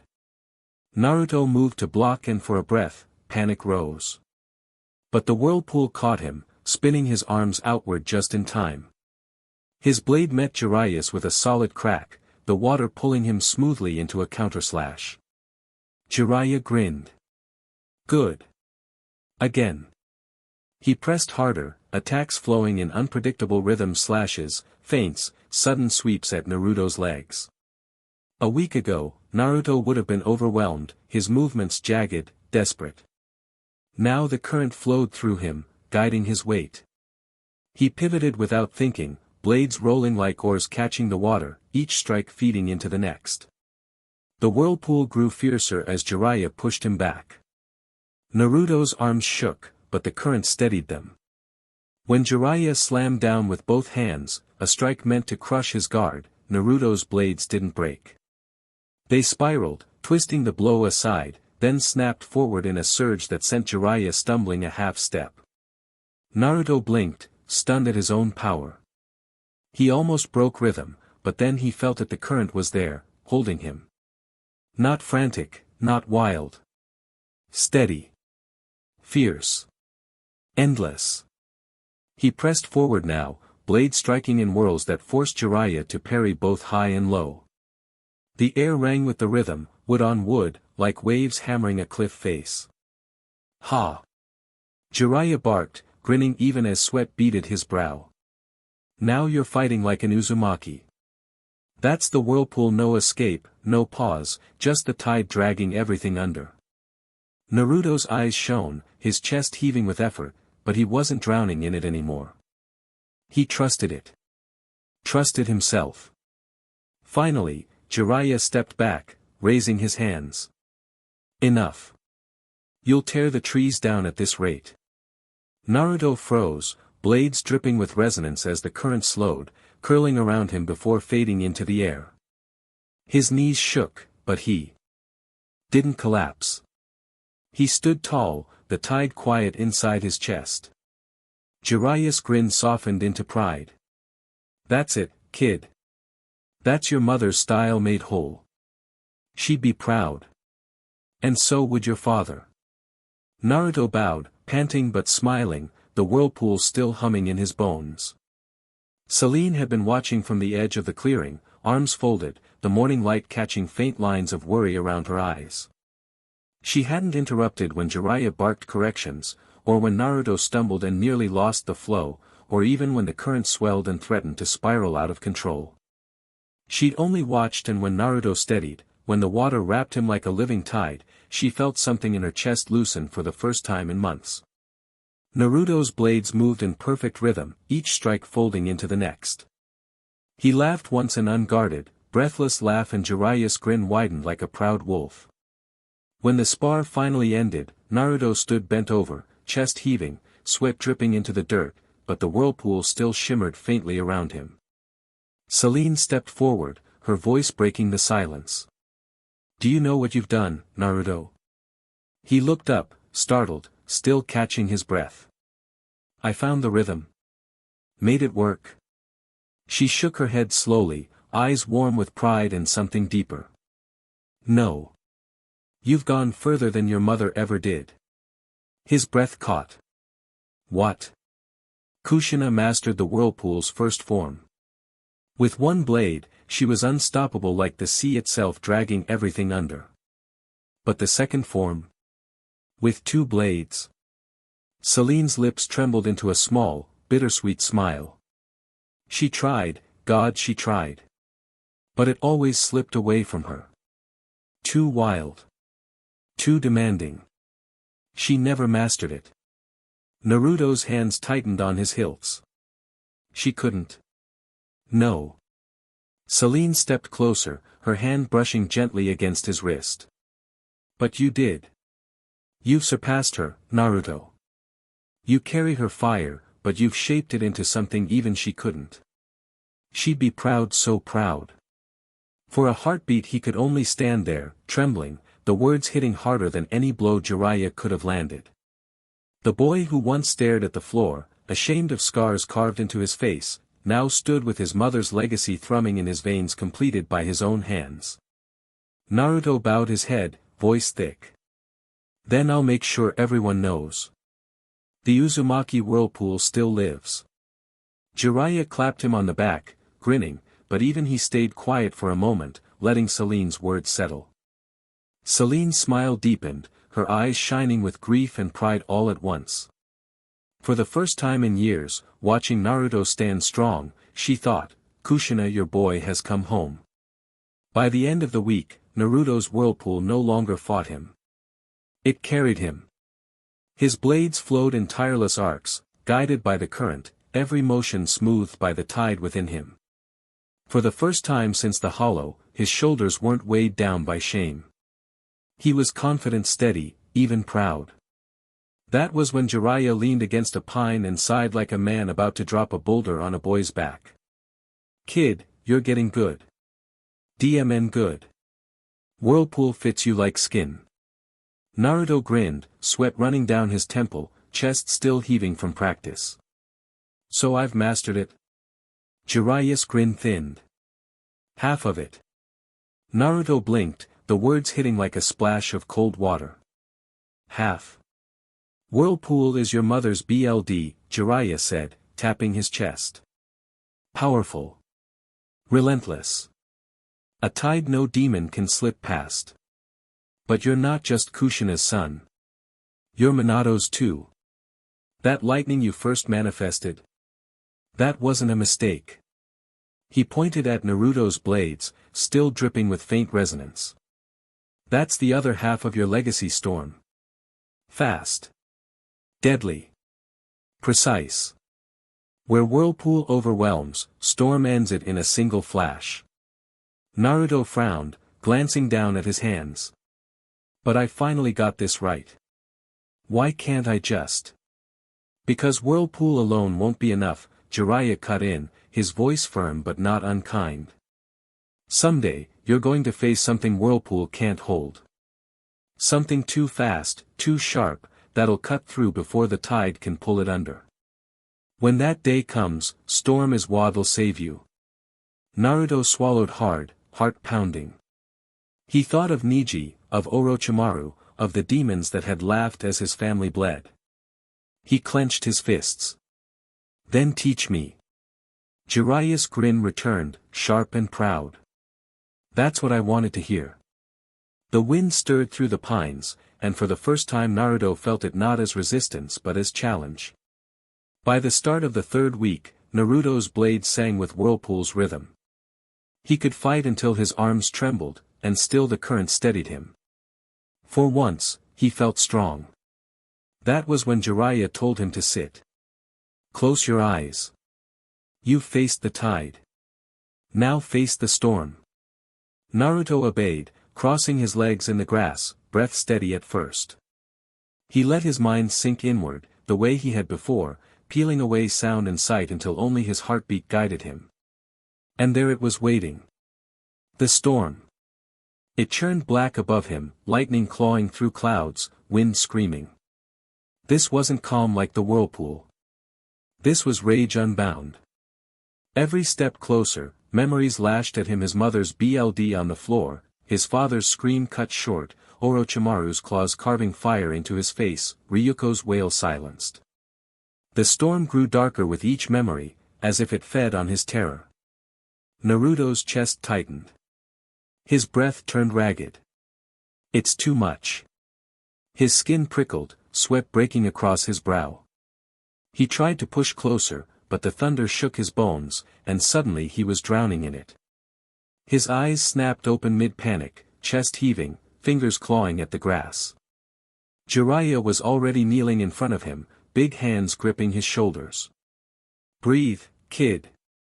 In, out. With me. Don't fight the air. Naruto gasped, forcing himself to match the rhythm, but his body still shook. I can't, Jiraiya. I can't control it. It's not like the whirlpool, it's angry. It wants to tear me apart. Jiraiya's gaze softened, though his jaw stayed hard. He let go slowly, but his eyes never wavered. You're scared. That's why it owns you.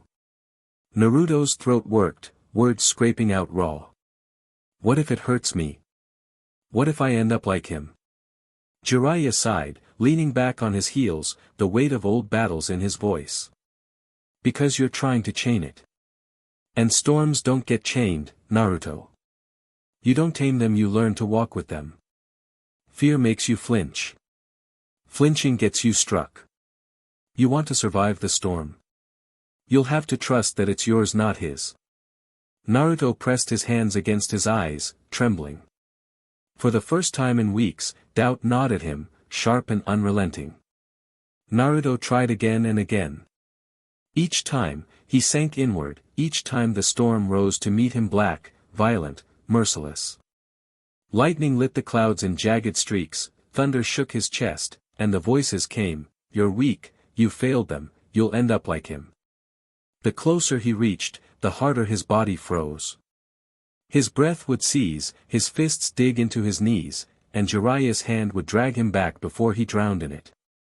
By dusk, Naruto sat hunched on the rock, sweat plastering his hair to his forehead, nails biting into his palms. He hadn't gotten any closer. He couldn't. Jiraiya exhaled slowly, standing with a heaviness in his shoulders. He didn't shout, didn't scold. Just rubbed his face and muttered, maybe you can't do it." The words weren't sharp, but they cut all the same. They weren't angry, they were weary. Disappointed. Not in Naruto, not directly, but in the truth of it. And that made it worse. So alright folks, that's all for today. Stay tuned for part 6. Do subscribe, like and share for more such videos. Also check out the story and author Slygold on FANFICTIONnet. Press the bell icon to be notified first on release. See you in the next video, till then, goodbye.